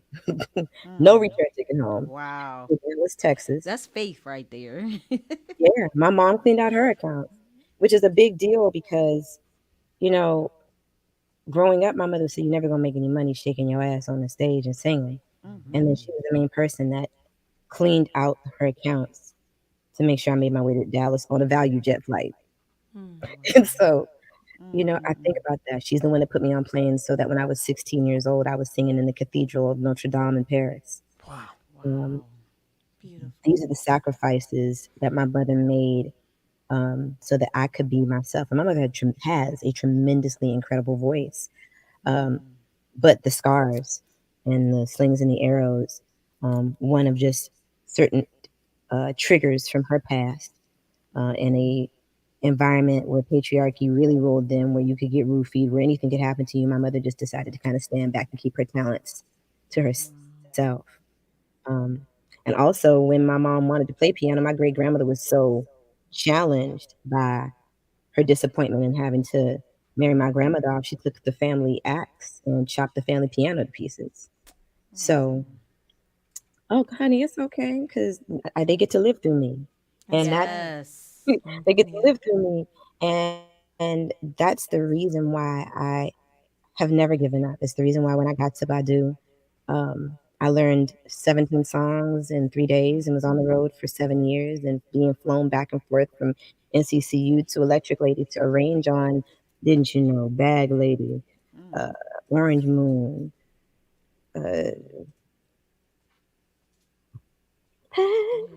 I'm forgetting songs. It's funny that you're singing because I was gonna say, you know, we can't let you leave without singing. I know that's I right. promise, I got something for you. But you know, I learned a lot there, and I'm very grateful that in my lifetime I've never had to ask for an audition. It just never happened. People saw me providing something that nobody else could at the time, and I'm a coloratura soprano, so I could hit whistle tones above a five C sharp, you know, and it was meaningful to me to bow at the feet of a master who didn't know she was being my mentor, and to use apply that same commitment to simply being a midwife to every artist I had the chance to sing with. And one thing I can say now after 26 years of music is that whatever room I was in, I leveled up. I leveled the room up. I changed the temperature after a while. Once I started to find out that I had a usable skill that could not only bless the music, but actually be present for the artists that I worked with and for. There was never an artist I didn't see as a peer, but I was also able to serve them as well, out of respect for the things they were giving me. You know, Lenny Kravitz gave me the validation that the gifts I had stirred up post Badu and putting out my own projects. My last record before I was with Lenny was considered for a Grammy in 6 categories, you know, and in between that time, I got a real estate license, had a baby, had a divorce, and had to step out on faith even with that. I got a call one day from his people saying that they'd been looking for me for 6 months and wanted me to come to LA to meet him. I mean, to Miami to meet him. And that's how my 4-year career with Lenny Kravitz started. You know, I got a chance to be in his documentary and for him to walk into a rehearsal one day and say to the stylist, like, I want everybody to look like YahZarah. You know, and I always thought of my style as like rock and roll meets Miriam Makeba, you know, and being a kid who loved rock and roll and hip hop, but really loved classical and all these things. I was never black enough for other people and definitely wasn't white, but people would say these things. So Lenny for me was the combination of all my girlhood dreams come true besides being hella fine. Yes, yes. I just kept my eyes averted for 4 years and did my job. We were all like, girl, it's hard to come to work. Girl, ain't it? But, you know, I was very blessed because then I got to see somebody who was at home in their body, who had been doing this forever, whose, you know, song It Ain't Over Till It's Over got me through my first breakup in the 7th grade. And here it was, I was there watching this man who would rehearse for hours with us and then get on a bike and bicycle around Paris so his lungs would be clear. You know, like just artistry. And I was also glad that I was able to show him the things I knew about metaphysics and talk over revolution and, you know, the things that we ought to be known for, not only for our voices, but the things we want to say with our voices out into the world. to lift the vibration of peace. And he's always been about that. But, I was always about, well, what about revolution? And we would have these conversations, and it was wonderful to be able to sit down with nearly every artist I've ever worked with. I've been able to sit down and just have a human relationship with. And maybe that's because they see my sincerity, because I know I came here great. I don't have to pretend, which means I can be the person that I wish people could be for me sometimes, just a safe place. And I think that, I definitely feel like I was that for my big sis Badu, and that I've provided that for all the people, that I sung for: Elvis Costello, Stephen Van Zandt. I learned a lot from them. They were my teachers and my mentors, and, respected that I was an artist with my own gifts, but I was still willing, because I recognized I still had a long way to go to continue to sing background for others. Fantastic. Yeah. I'm going to say a name to you, and I want you to give me a story, all right? Raheem DeVaughn. Raheem, And I'll tell you in a minute why I brought that name specifically up, but yeah, give me a story. I mean, first off, Raheem is my people's, okay? And we've been friends, I'd decently say close to 21 years. We've done a lot of duets. We've blessed each other with stages, and in the last couple of years, he's blessed me with quite a few. And the ceremony would not even be here for the people to enjoy if he hadn't have paid for my mixing. Wow. It took me 10 years to put that record out, because in my personal life, when I decided to go with Lenny, I had just had my son. He was only 2.5 years old, and I was already having a certain degree of difficulty with the co-parenting arrangement that I was in. I had to fight to bring my kid in the world because of a hostile, emotionally and financially abusive environment where, just hurt people. But I didn't want to rock the boat. I wanted what most people want for a young Black successful man, is to not have his business dragged into the streets, or your kid dragged into the streets. I just wasn't that ex-wife. And so, I went to New York. I started all over again. And when I got that Lenny gig, it was really meaningful to me to be able to know that I would have time, like full time, to be with my son, because I'd gotten a real estate license and wasn't making music. And people like Raheem and all my friends are like, well, what are you going to do? Like, you're selling real estate, you're not singing. And, fast forward 10 years later, because Lenny put me in a position to get back to music, which has been really excellent for me, but also bittersweet, because I didn't have an agreeable arrangement with my ex-husband, and I had to allow my son to go live with him, because I wasn't going to fight. Who doesn't want a dad who's around, right? I know my father, God bless his heart, I'm one of 16. By the time I got here, it just wasn't exciting. He did not raise me. But he gave me some very powerful blood, and I have no beefs. I'm here. My mother was told you could never have a baby, so shouts out to Koja. But I wanted my son to have something different. I had leaned into this idea that I would be the one to break generational curses in my family, and I have. Yeah. But I had to sacrifice to continue to give this gift, which I every time I walk away from music, it pulls me back. I had to do what I'm here to do. But in the world, a woman who chooses to take a non-traditional route can possibly take a chance on being judged deeply, and the burden of proof being laid upon her to prove what she's experiencing, what's happening to her. But long story short, it took me 10 years to finish my record, because I had to spend every penny going back and forth to see my son, and be in his life, and be the one to take him back and forth to school when I was in between touring. And I would, the Airbnb, the car, the flights, the entertainment, and being near your child. I didn't buy a house. I didn't invest in the record. I had to piecemeal it all together, and I'm so blessed that the producers who believed in that record did not give my tracks away. Wow. They just said, do it. Many of them were doing the same. Of course, not taking as long as I was because of my circumstances. But Raymond Angry did the lion's share of that record. He's produced Elvis Costello. He's still working with the Roots. He's been Grammy nominated. And I saw him at the Village Underground one day, and he told me to come into the studio, and 5 songs later, I was 5 songs in with the ceremony. And it still took me 10 years to complete and to share that record. I have to see. I'm trying not to, cause I was trying to get your voice. I want to hear you, and I was trying to get that towards the end of this interview. But the more and more you talk, I gotta hear your voice. I gotta hear it. Well, you know what?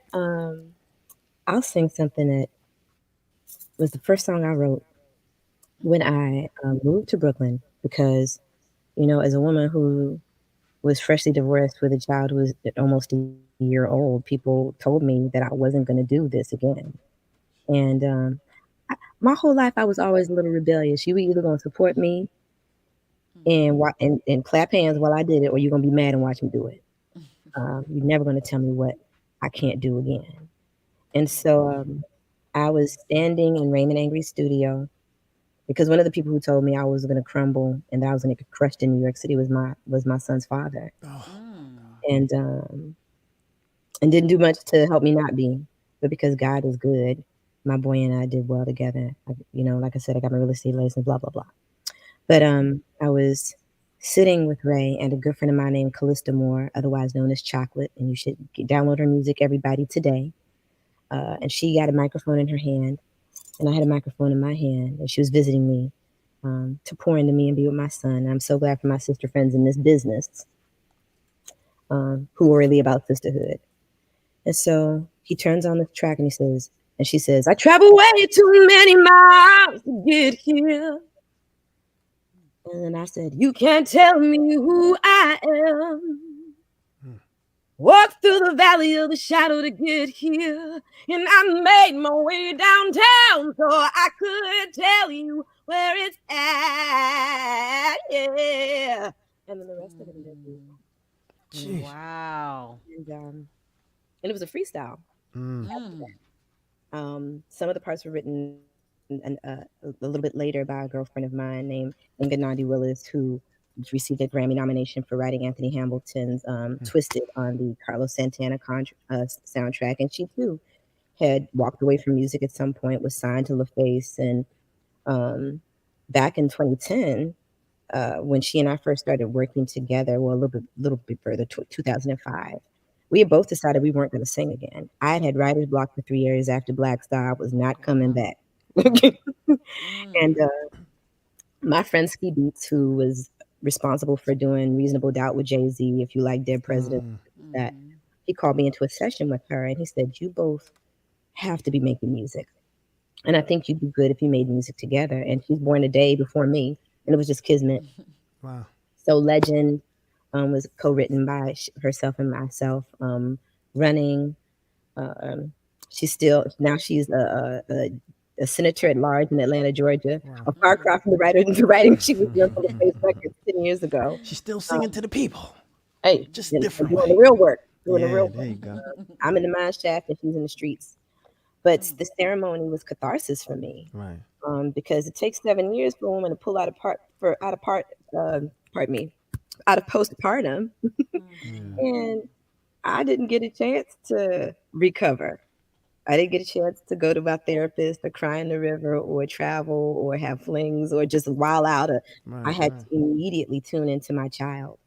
I got a quick question. This is because you talked about your postpartum and your depression, and you said you were a midwife also, right? When I say midwife, I mean like an emotional midwife. Although I got you. I do work as a doula for friends of mine. I delivered my baby this year. Wow. So I'm interested in and it's just a real quick side note because I just saw something on I forgot what I was watching, but they said that the reason why she was talking to herself, she said the reason why most or a lot of women are going to depression is because the placenta of the baby was taken from them. So it alters their hormones or something like that. And there's this new company in LA somewhere where they actually take the placenta, they ground it up and put it in pills so the mother can take it back. Yeah. So just real quickly, do you? Oh, okay, cool. So just real quickly, you want to talk a little bit about that? What's your thoughts on that? Yeah. Oh, absolutely. It saved my life, especially because, wow. my ex and I were at each other's throats. 24 hours after I had my son, he was calling me a bitch.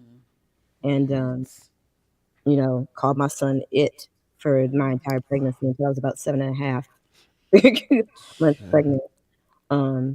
Where somehow, you know, Jesus touched him and he tuned in. And I'm grateful for that because I have pictures of my ex-husband touching my belly that his son can see. And, you know, I was committed. I was committed to building the story because, again, you know, Black women were committed to building the story because we don't want to let anybody down.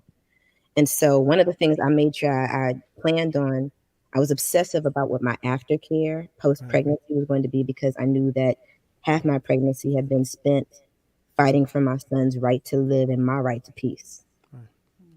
So I didn't want to be any more depressed than I had to hold back for the entirety of the 10 months of my pregnancy. And I'm really blessed that my entire life, besides wanting to be your favorite artist, all I wanted to be was a mother. I used to be I was a very intense holy roller as a child. I wanted to have 7 children and rest on the Sabbath. I wanted to marry a virgin, be a virgin, and have 2 children a year until I was 32. And so to talk about my obsession. Also, I'm a Cancerian, for anybody who believes in the zodiac, and we are the mothers of the zodiac. I can tell you are. I'm a Cancer too. Everything you're saying, I haven't chimed in, but I was like, okay, yes. Right. So you already know that besides wanting to be, you know, on some badass queen-ish, you know, we can maintain that divine feminine motherhood and this other goddess stuff that's inside of us. And that's all women. But I definitely find a lot of my Cancerian sisters like me just grew up pushing dolls and babysitting people's kids in church and nurturer, yeah. Right, and could not wait to be somebody's mama. And I thought I'd done everything right. You know, I made it through school. I didn't have any babies. I found this amazing accomplished Black man found me. You know, we were married in this all white wedding by Jeremiah Wright in Jamaica. It was Black excellence. And then it wasn't, like all of a sudden. And I had to carry this baby while people questioned whether the paternity of my child because I was the artist. So whoever's on the road is the one who must have ruined it. And I had to tour for the entirety of my pregnancy because, unfortunately, I was given no financial support. And I wasn't about to have a pity party, you know. I was about to just do what I had to do, and I just got a Volkswagen Beetle, and I did a cross-country tour. Wow, that sounds dope. Until my belly hit the steering wheel. I was my driver, and I used pickup bands in every city so that I could make it happen. So by the time I had my son, my body was really wrecked. I was in labor for 5 days. And this is a funny story because my family's neighbor, I'm about to be all up in my business, but I'm gonna say because it's funny. I have a neighbor, an East Indian gentleman who would see me waddling down the cul-de-sac every day trying to walk the baby down. And he stopped my ex-husband, who was still my husband at the time, and he said, "Hey, sir, why is your wife still pregnant?" He says, "Have you not mounted the camel?" And so he came back and he told me about it. I said, "Well, you know, I haven't wanted to touch your sloppy ass for how to, but you know what? If you just mount this camel, let me have this debut." Take it out on the rope. So needless to say, I went into labor, but because of the stress I'd been under, I only dilated 1.5 centimeters after 3.5 days of labor. Wow. But I was blessed. I had the understudy of Anna Mae Gaskins, who is the modern mother, supposedly, of American midwifery, and she was my midwife. I had a midwife and 2 doulas walking down a country hospital. Wow. I was the only mother besides one other on the ward. Just the way God worked it out for my good, because God said she deserves a break. Right. This woman deserves a break. And grace to God, you know, I almost died on the delivery table. I had a lot of crazy things happen. And the first thing that happened when I went home is I had an altercation with my ex-husband that, you know, he looked at me while I was setting up the bassinet for our son. And I remembered 2 weeks prior trying to teach him how to swaddle a baby. And he said, "I don't need to learn how to swaddle a baby. We don't even know if it's going to make it." Oh, goodness gracious. Yeah. And so the baby screamed crying. And so I said, well, let me just look, brother, I'm bleeding into it. Depends. I just gave birth 24 hours. Let me put this so the baby doesn't get a hernia. And he looked me in my face and he said, fuck you.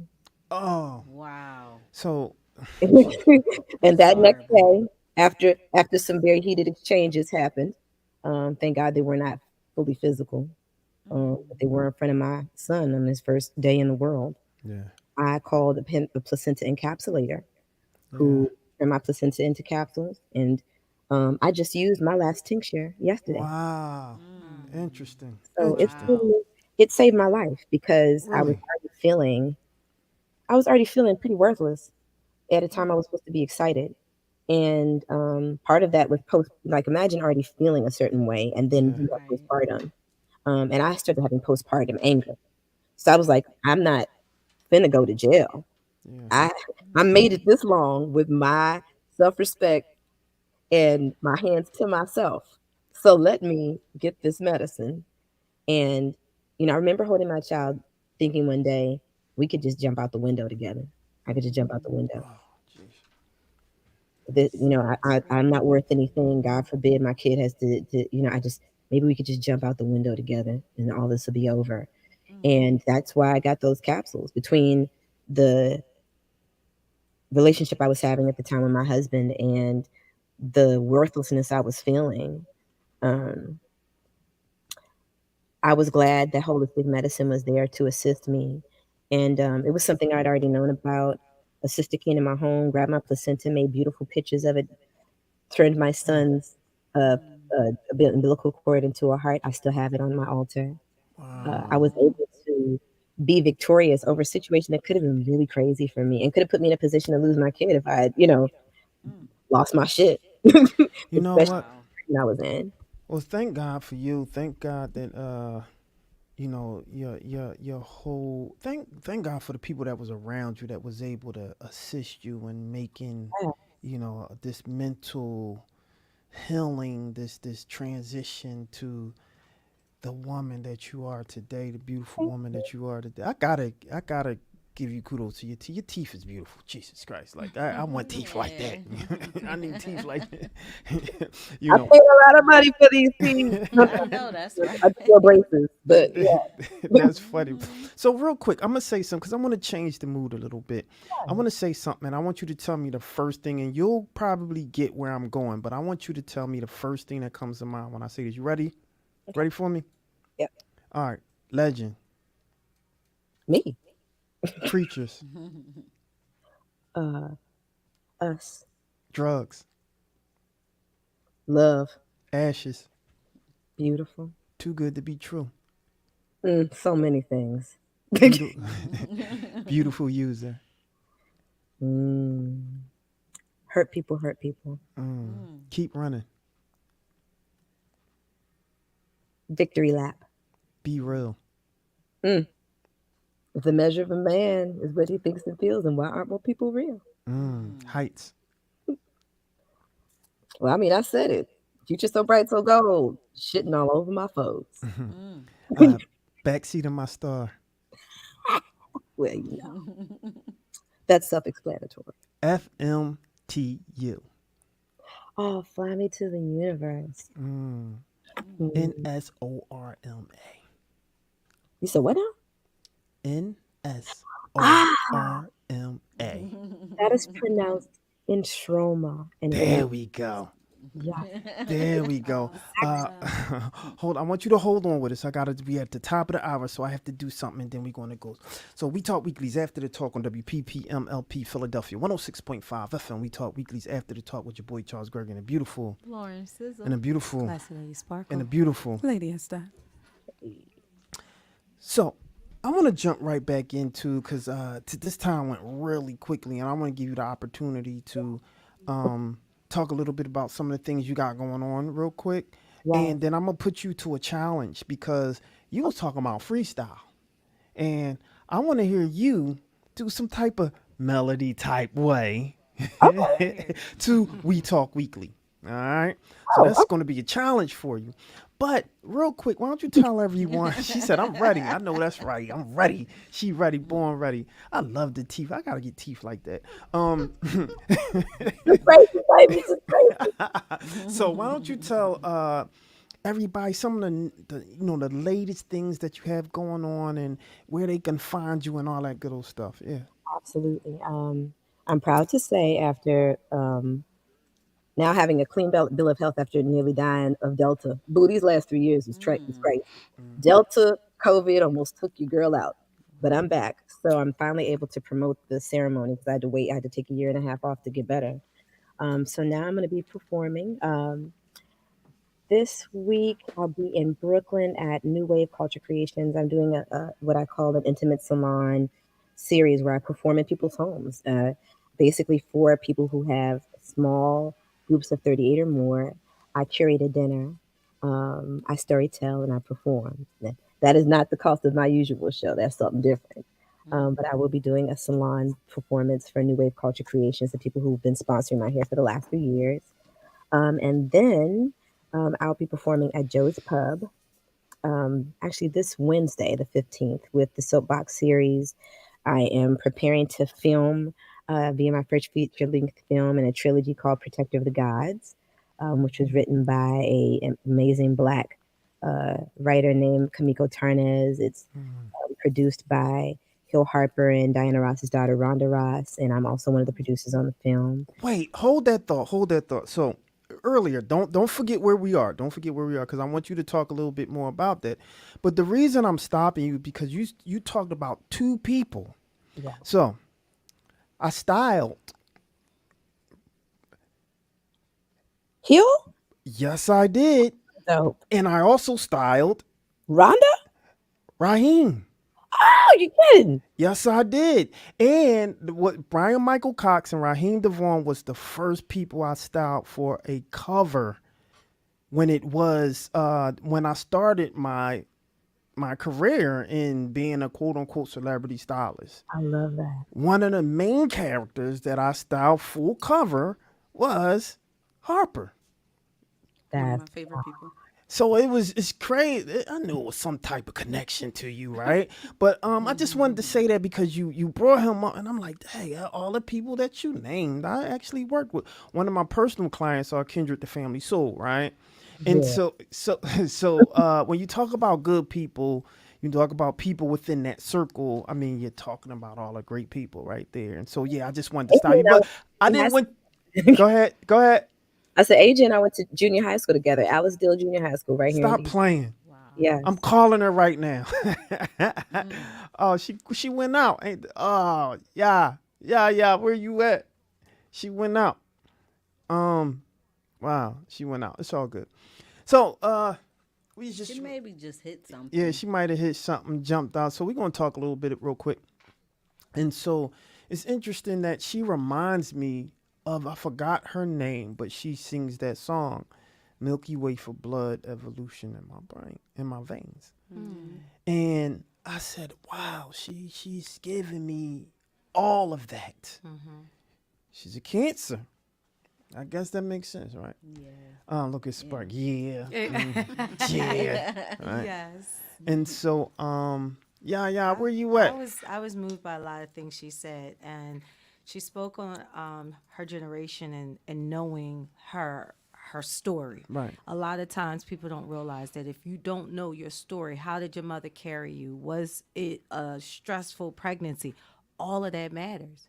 And even if you're procreated, let's just say that y'all talked about the placenta and you were in a stressful environment. When that child is born, even if it's in a non-stressful environment, that stressful environment is now in their DNA. So they can't change what they don't know. So her knowing the 4 generations of her being the first one not raped, her knowing that she didn't meet her father until XYZ, that's why she was able to break those generational curses, because she knew her story. A lot of times people don't know their story and they can't go on that healing journey because they don't know. And you know who knows? Yaya's back. Hey, y'all, my laptop died with the charger in it. I'm so sorry, y'all. It's all good. So we're going to have to analog just a little. Thank you so much for saying that. I've been very intentional about breaking these generational curses, especially post divorce, because I started seeing ongoing themes centered around what I thought about love, what I desired from it, based upon what my mother and grandmother and all these women whom I chose to love and emulate told me I was supposed to be looking for. And if you have a baby boomer mama or daddy or folks from that era raising you, a lot of times they told you that the affirmation of your femininity was to catch, carry, and marry somebody. And there's a whole other litany of experiences that define divine femininity that many of us are missing out on, especially Black women, because we've been fed the tenet of self-sacrifice and long-suffering for so long that we'll do that until we have fibroids in our bellies. I had 7 fibroids in my belly for every year. What? I have been begging for my son to come home. Wow. 7. I just finally had UFE to assist me in getting rid of them so I could stop bleeding to death. And I can't tell you how many women I know. There's a woman named Louise Hay who wrote an incredible book, and I highly recommend that anybody get this book. It's think of it as an encyclopedia of metaphysical issues. So when I read this book, one of the things that I saw is that it said that fibroids are bruised feminine pride. Bruised feminine pride. Every single woman in my lineage had fibroids and left this world without their uterus. I'll also be the first woman in 4 generations to keep mine and have an actual natural menopause one day. We don't really think about clearly, or we haven't been given the tools to understand how our stress levels, our disappointments are so intertwined with our health. Heartbreak can kill you. You just won't know that it was heartbreak that killed you when your colon goes out, or you have kidney disease, or your liver is failing because you bled too much from fibroids. And your doctor won't tell you that. Many doctors don't even test for the pituitary gland to let women know that the livers are being threatened by having fibroids. So all these things are tied to your actual well-being.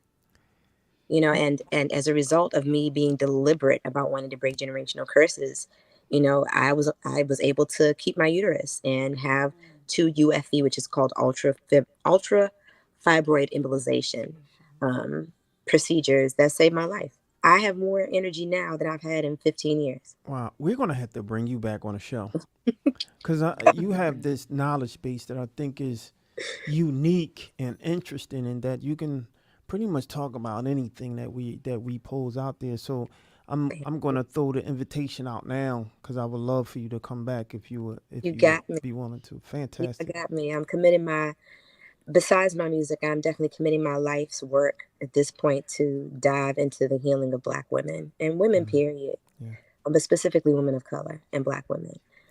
We're the ones that got the steady diet of sacrifice. And we can't stand toe to toe with men, but I don't know what it's like to be you. So I have to speak about what I know. And I would love to come back and talk about that. I appreciate you, my sister. I appreciate you.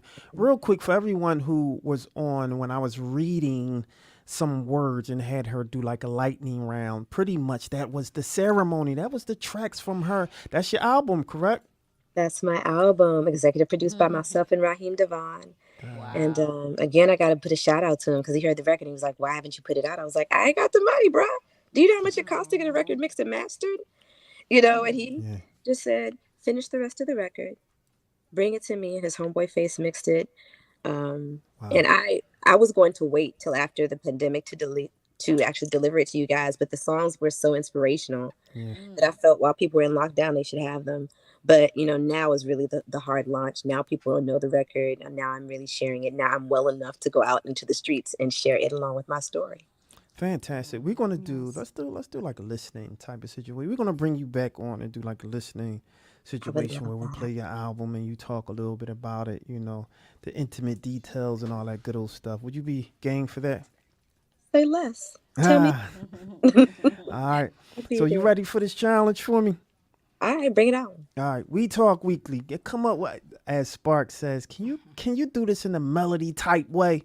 We Talk Weekly. We Talk Weekly. Okay.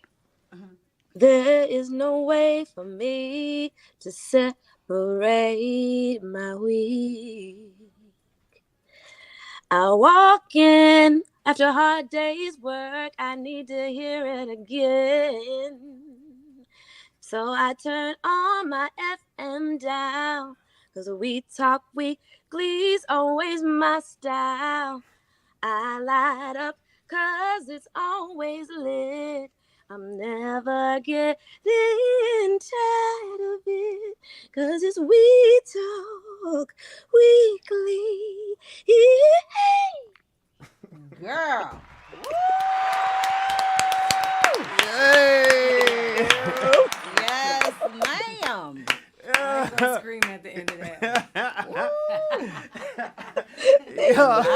Phenomenal. What's your birthday? My birthday is June 24th. Nice. Okay. Oh, yeah. that's 2 days before my son. Really? But you already know we love, that's the lovers and the twins. So you couldn't have a better match than a Gemini sun. No doubt. Well, there you have it, ladies and gentlemen. No doubt. I'm smiling ear to ear. That was good. Like you rehearsed. I feel like you kind of knew what I was going to ask you to do or something. I swear like that. That's way too good. That's way too good right there. Yeah. Perfect. I might have to send you back that thing so you can layer it up and all that good old stuff. I'm saying if y'all need a theme song, you need to drop say less. Mama's got you. There you go. You ain't got to tell us twice. We want one. We want one, especially for you, Dad. Yes. Well, we just want to thank you for coming to the show. Why don't you let everyone know how they can get in contact with you, where they can get that good old music, all that great stuff.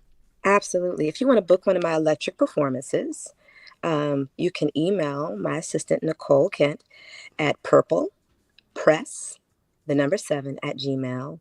You can visit my music and find out where I'm performing on YahZarah.com. And all of my handles are YahZarah. I'm on Instagram. I'm on Spotify. I'm on Tidal, Apple Music. You'll find me there. And also, if you are interested in assisting me with my GoFundMe, I am currently, fortunately or unfortunately, I am in custody in a very horrible custody battle for my son. And so I have a GoFundMe if you are interested in assisting me, because it's a $10,000 retainer and I'm nearly down to my last. And I'm trying to bring my son home. So I appreciate this platform for you all just to allow me to share my music and my stories. And most importantly, I hope that if you listen to my music and it moves you, that you let me know. Oh, fantastic. It definitely moved me. You moved me today. Thank you. You moved me today. And I appreciate you, my sister. I appreciate you, my queen. And you can continue to do what you do. Love on that black boy. Because we need more love. You know, they look at us as monsters. You know, and so I appreciate you, my sister. And one thing I say on the show is once we come to the show, you're always a friend, so you're always welcome to come back. But we're going to do some special stuff with you. So you have any last words for the people who may be watching? Yes. We are living in times that feel unknown and precarious. But please be good to yourselves. If you don't have a therapist, get a therapist. If you can't afford a therapist, talk to someone. And be self-encouraged, because sometimes there'll be no one to tell you how amazing you are, but you can and will push through. Jeez. Wow. Yes. Hercules, man. I gotta give you some more round of applause. Yes. My sister, you was a great interview. We really appreciate you, and you're more than welcome to come back. But we want you to continue being great, and we'll see you soon.